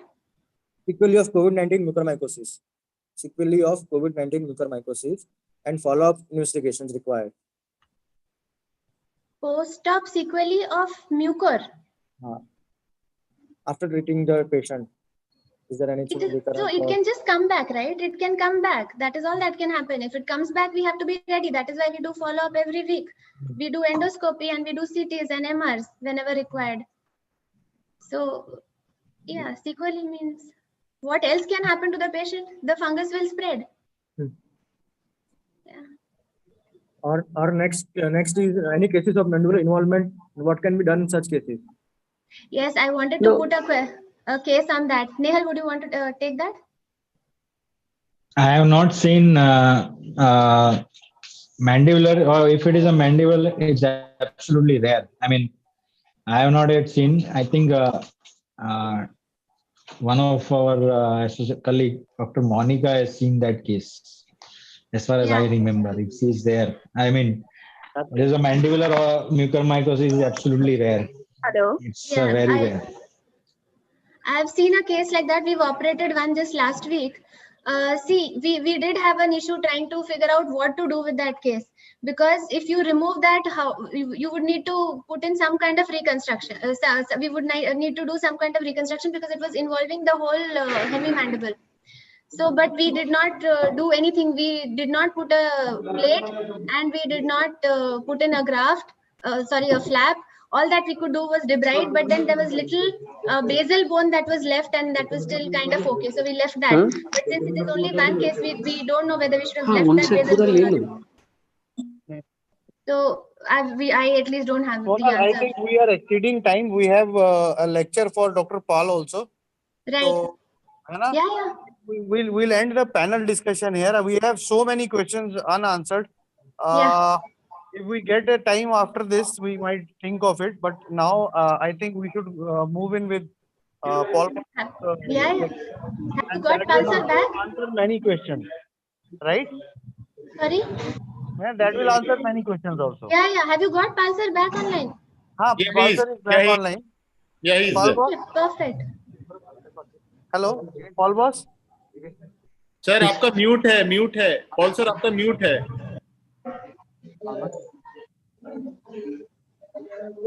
Now, am I audible? Yeah, sir, you are audible. Yeah. Pratik, please introduce Paul sir. Yeah.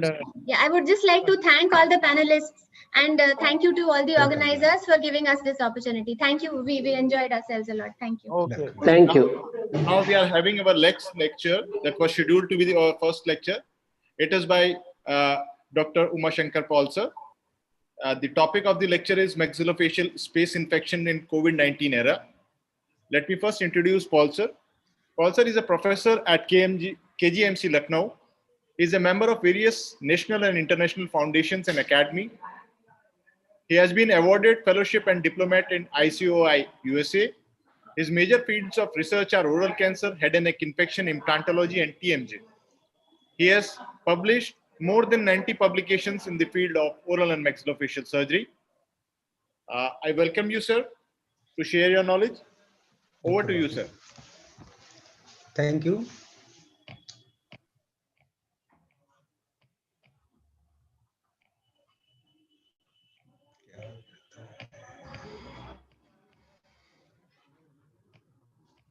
Sir, please continue.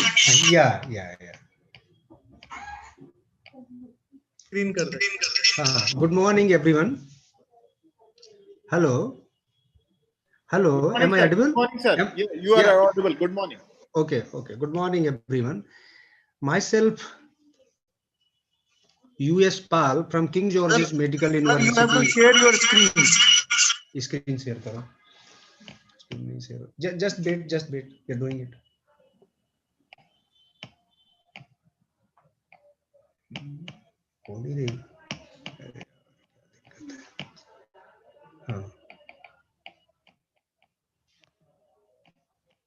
Share नहीं हो रही Amit screen share करनी पड़ेगी sir आपको है ना share screen नीचे से ऑप्शन वो प्ले yes it's okay हाँ sir now you can see my screen yes sir hello yes sir is it visible yes sir it is visible sir okay good morning everyone I shall be going through the post-COVID oral and maxillofacial infection. Myself, U.S. Pal from King George's Medical University, Lucknow.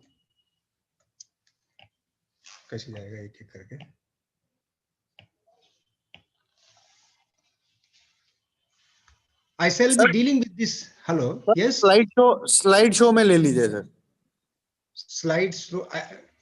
नीचे है sir. हाँ yes. कर दिया है slide show पे ही है sir. Yeah. I shall be dealing with this talk in the headings of introduction, risk factor, signs, symptom, diagnosis and management, then post-COVID infection. I would like to go through a little bit about the COVID-19 pandemic is an ongoing issue that affects lives of most of people around the world, and most of us has been infected with this. Severe acute respiratory syndrome, coronavirus 2 causes the coronavirus disease. Mode of transmission, direct transmission, droplet spread, contact transmission, oral-nasal ocular route, aerosol transmission. Sign symptom, you all know, fever, cough, dyspnea, headache, sore throat, panoria, GIT symptom, myalgia, skin rashes, neurological involvement. Then on the basis of severity, we divide it in 3 parts: mild to moderate, severe, critical. I'm not going into the detailed account of all these things, but will give you a brief account of this disease. Mild symptoms, fortunately, 81% cases are most of the time mild to moderate. In severe cases, hypoxia, dyspnea, lung involvement is there. In critical cases, respiratory failure, shock is there, and multifunction, multi-organ failure is there. Diagnosis, you all know that RT-PCR is one of the diagnostic tool. Isothermic nucleic acid amplification, nucleic acid hybridization using microarray amplicon-based metagenic sequencing. Serological and immunological assays are also possible. ELISA, lateral flow immunoassay, neutralization assay, luminescent immunoassay, biosensor test, rapid antigen test. This all can be done to test the antibodies in the patient. Laboratory finding, yes, this is very important. This you have to look carefully. What laboratory findings we found in the corona disease? Lymphopenia, neutropenia, elevated serum alanine aminotransferase and aspartate aminotransferase level, elevated CRP level, elevated lactate dehydrogenase, high ferritin level, and elevated D-dimer. Why these laboratory findings are important? Because when we deal with these cases in maxillofacial infection, these are the things which are going to cause the disease. They play a role in the pathogenesis of maxillofacial infection, whether it is lymphopenia, neutropenia, CRP, or elevated lactate dehydrogenase, high ferritin level, or elevated D-dimer. So I would like to say with all postgraduates that they must learn about the elevated D-dimer, high ferritin, CRP, neutropenia, lymphopenia. This all you must know about all these things before dealing the cases of maxillofacial infection post-COVID. Radiological finding, bilateral airspace consolidation, bilateral peripheral and ground glass appearance, peripheral ground glass appearance. This is the classic sign of corona disease in the lungs. Management, isolation and supportive care is enough for mild cases. In moderate cases, hospitalization and close monitoring along with the oxygen support is required. In severe cases, hospitalization along with the antiviral drugs is required. Then I'm coming to the oral lesions in the COVID patient resulting from direct viral infection. We all must have seen the viral infection, and before going to this slide, I would like to say that one thing everyone has to remember, that for establishment of any infection in the oral cavity, not only in oral cavity, in anywhere in the body, establishment of infection requires the triad. The triad is host, environment, or the area where the infection is going to establish, and microorganism. Host means host immunity, environment means the local geographic region, and microorganism means virulence and number of microorganisms. So while dealing with any infection, all the times we have to bear in mind these 3 things. while making the diagnosis, while treating the cases, we must remember regarding the immunity of the patient. Immunity means innate immunity, acquired immunity, regarding the virulence of the microorganism, number of microorganism, and some particular anatomic barriers in the particular area where the infection is going to establish. So the oral lesions may directly result from the viral infection, herpes zoster, like herpes zoster, or any other viral infection you have seen. The scenario is most of the time same here in COVID also. Then manifestation, opportunistic infection, this all may have to see either the direct lesion or the secondary lesion. So before going the direct lesion or secondary lesion, I must like to tell you people why there is a more preponderance of infection in corona disease. What are the crucial points which you have to remember in the pathogenesis of maxillofacial infection in post-COVID patient? Coronavirus SARS-CoV-2, it is there, it may cross the lipid envelope. S glycoprotein S1 and S2, receptor in S1 is less than the 2.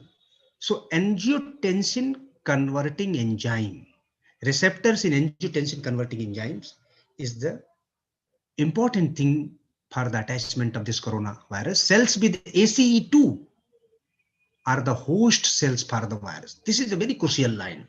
Cells with ACE2 are the host cells of this virus. And this is there in the cell membrane of lung, kidney, liver, epithelium of tongue, salivary gland, upper respiratory tract, nervous system, and skeletal muscles. So primary oral in manifestations are interaction between SARS-CoV-2 and ACE2, disruption of fungal of oral keratinocytes and the lining of salivary duct and tongue. Painful ulcer may be there, necrosis may be there, loss of taste may be there, xerostomia may be there. So these are the clinical signs which you may find initially in the oral manifestation of COVID disease. So these are the few lesions which you may have seen, which you can appreciate in the primary manifestation cases. Then, is there any role of gingival and periodontal disease? Yes. SARS-CoV-2 infection will lead to the generalized inflammation, elevated level of cytokines. ये कैसे आ जा रहा है ये कैसे हटेगा यहाँ से?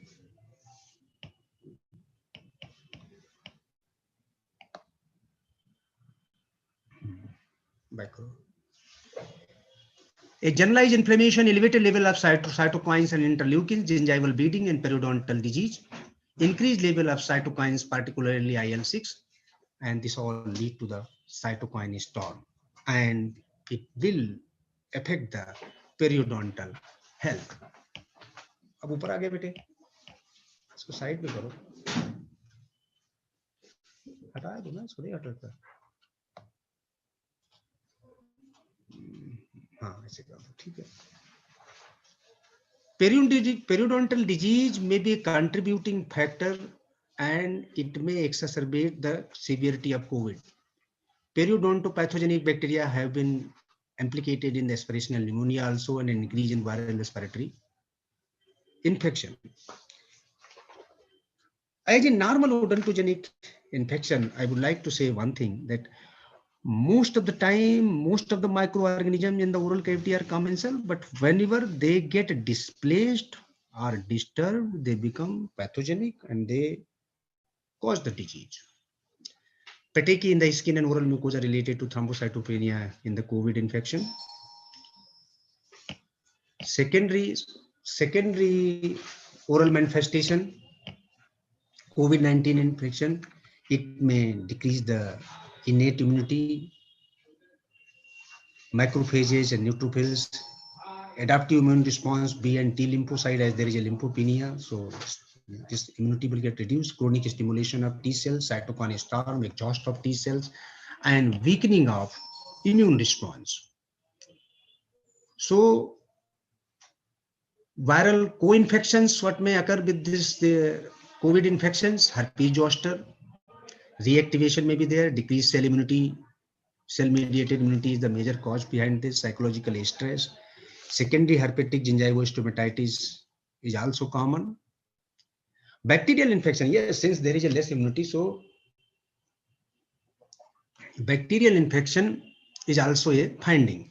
Aspiration of oral pathogens into the lungs, periodontal disease-associated enzymes modify oral mucosal surface to allow for adhesion of respiratory pathogens. Yes, fungal infection. Fungal infection is also a common finding these days after corona pandemic. Main fungal pathogens for is the Aspergillus, Candida, Mucormycosis, and Cryptococcus. Important cause of life-threatening infection in COVID-19 patient, especially in patients with high risk factor like diabetes. The steroid use is also one of the reasons. Cystic fibrosis in the lungs, which will lead to the less intake of oxygen.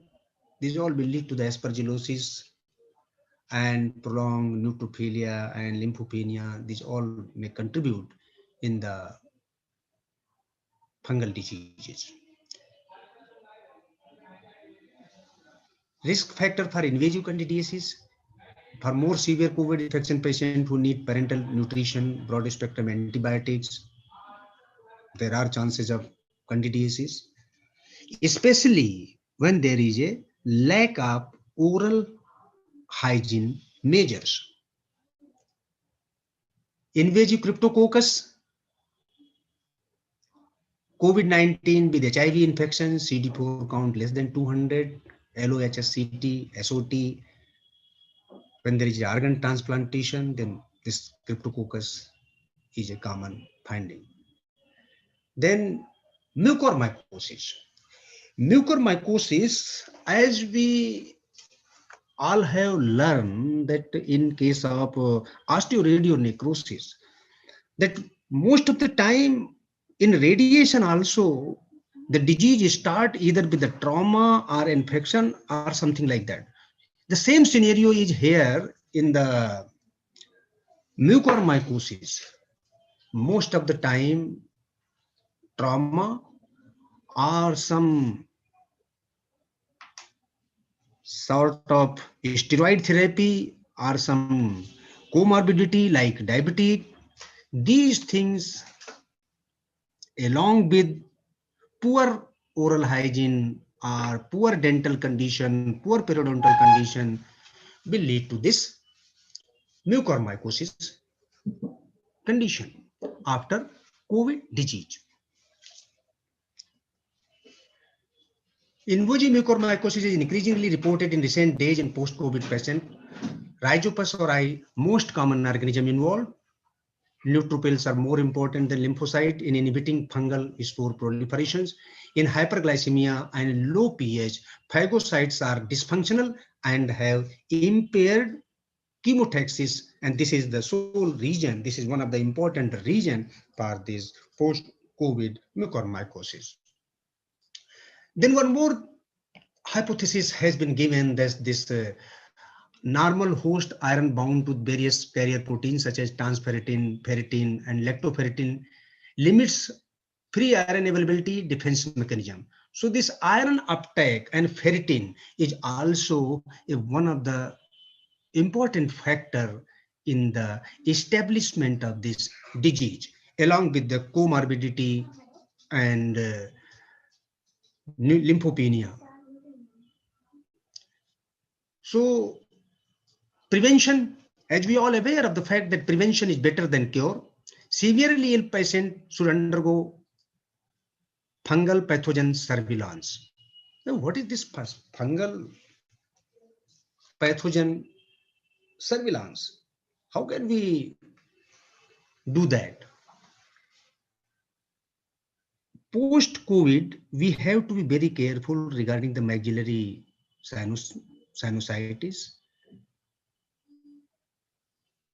I think now the time has come that we all have to learn the endoscopy. Dental care is also must be taken care, and routine checkups are required to prevent this fungal disease.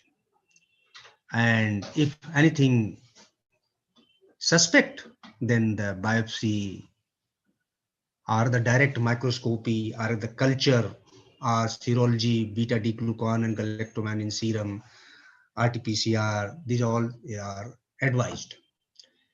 Then sometimes some adverse drug reaction also give the same, some confusions, hyperpigmentation, ulceration, mucositis, xerostomia, peak eruptions, basic global lesion, that all should be taken care of judiciously. So my take home message to all my fellow colleagues and postgraduate students, that we have to emphasize the importance of oral hygiene, maintenance of oral hygiene, regular dental checkup, and we have to learn the sinoscopy. We have to learn how to work in a team, because most of the time we are not in a team, or we have to be there.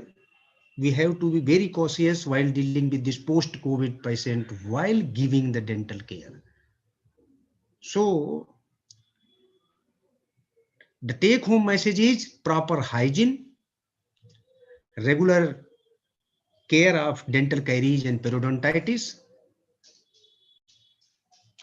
should be given to these post-COVID patients to avoid this mucormycosis infection. Thank you, ladies and gentlemen, for patience hearing. Any question? Most welcome.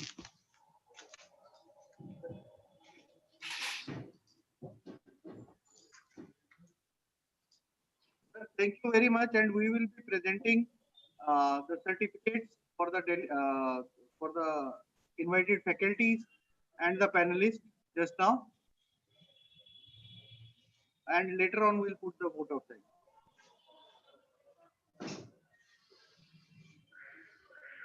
Sir आप screen share बंद करो ना. Screen बंद करो. अब तुम देखते रहो, जो देखिए तब तक मैंने निपटा दूंगा. कौन था जो? बेटा आपका स्क्रीन शेयर बंद कीजिए. उनको किसको दिया तुमने?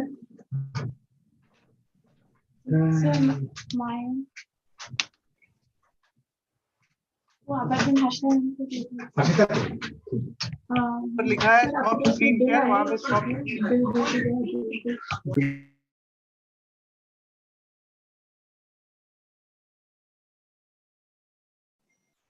Hello almost.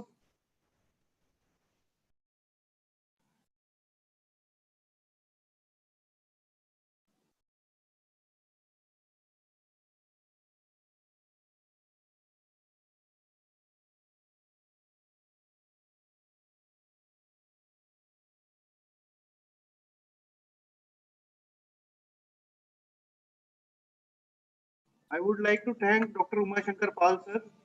He's a teacher of mine, and I'm really honored that I could present him with a certificate of appreciation for his invaluable contribution to the success as a panelist as well as a lecturer for the success of this webinar.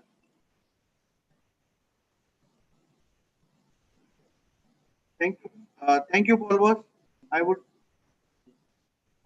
like to thank Dr. Nehal, for his lecture, and it was such a nice lecture. Thank you, Nehal. Thank you very much. It is just like you. I cannot give vote of thanks. Like you give, I also follow your this thing. I would like to Thank thank you, Amit. Kunal as a panelist. I would like to thank present a certificate to Bhagwan sir for taking time through his routine. He is very busy these days with so many responsibilities on his shoulders. I am really thankful, sir. This certificate is presented to you. I would like to thank Deval ma'am. I would like to thank Deval ma'am for coming and agreeing to moderate this session. I know, madam, that you have problem with the latest gadgets and everything, but we just wanted everybody should be part of our program.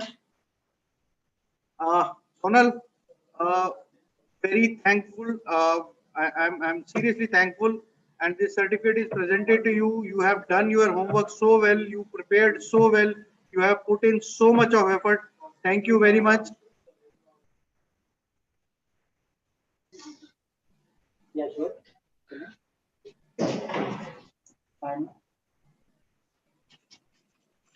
In the end, I would like to present a vote of thanks to everybody. The vote of thanks goes like we are always learning, and today I have learned that even if you have practiced, if you have done a practice, even if you have done a practice, you might go wrong, you might land in the soup. But then that doesn't mean you stop practicing. That means that you start practicing more hard, more vigor, more concentration. I would first of like thank. I'm very sorry for the hiccup which we gone through because of some technical difficulties at different levels. But then I would like to start thanking my support team, Hemang Bhai, IT professional, other IT professionals, and my organizing team and students for bringing our program back on track. I would also like to thank my faculties, Dr. Nehal and Dr. Pal sir, Dr. Umashankar Pal sir, for adjusting their talks in such a small period of time.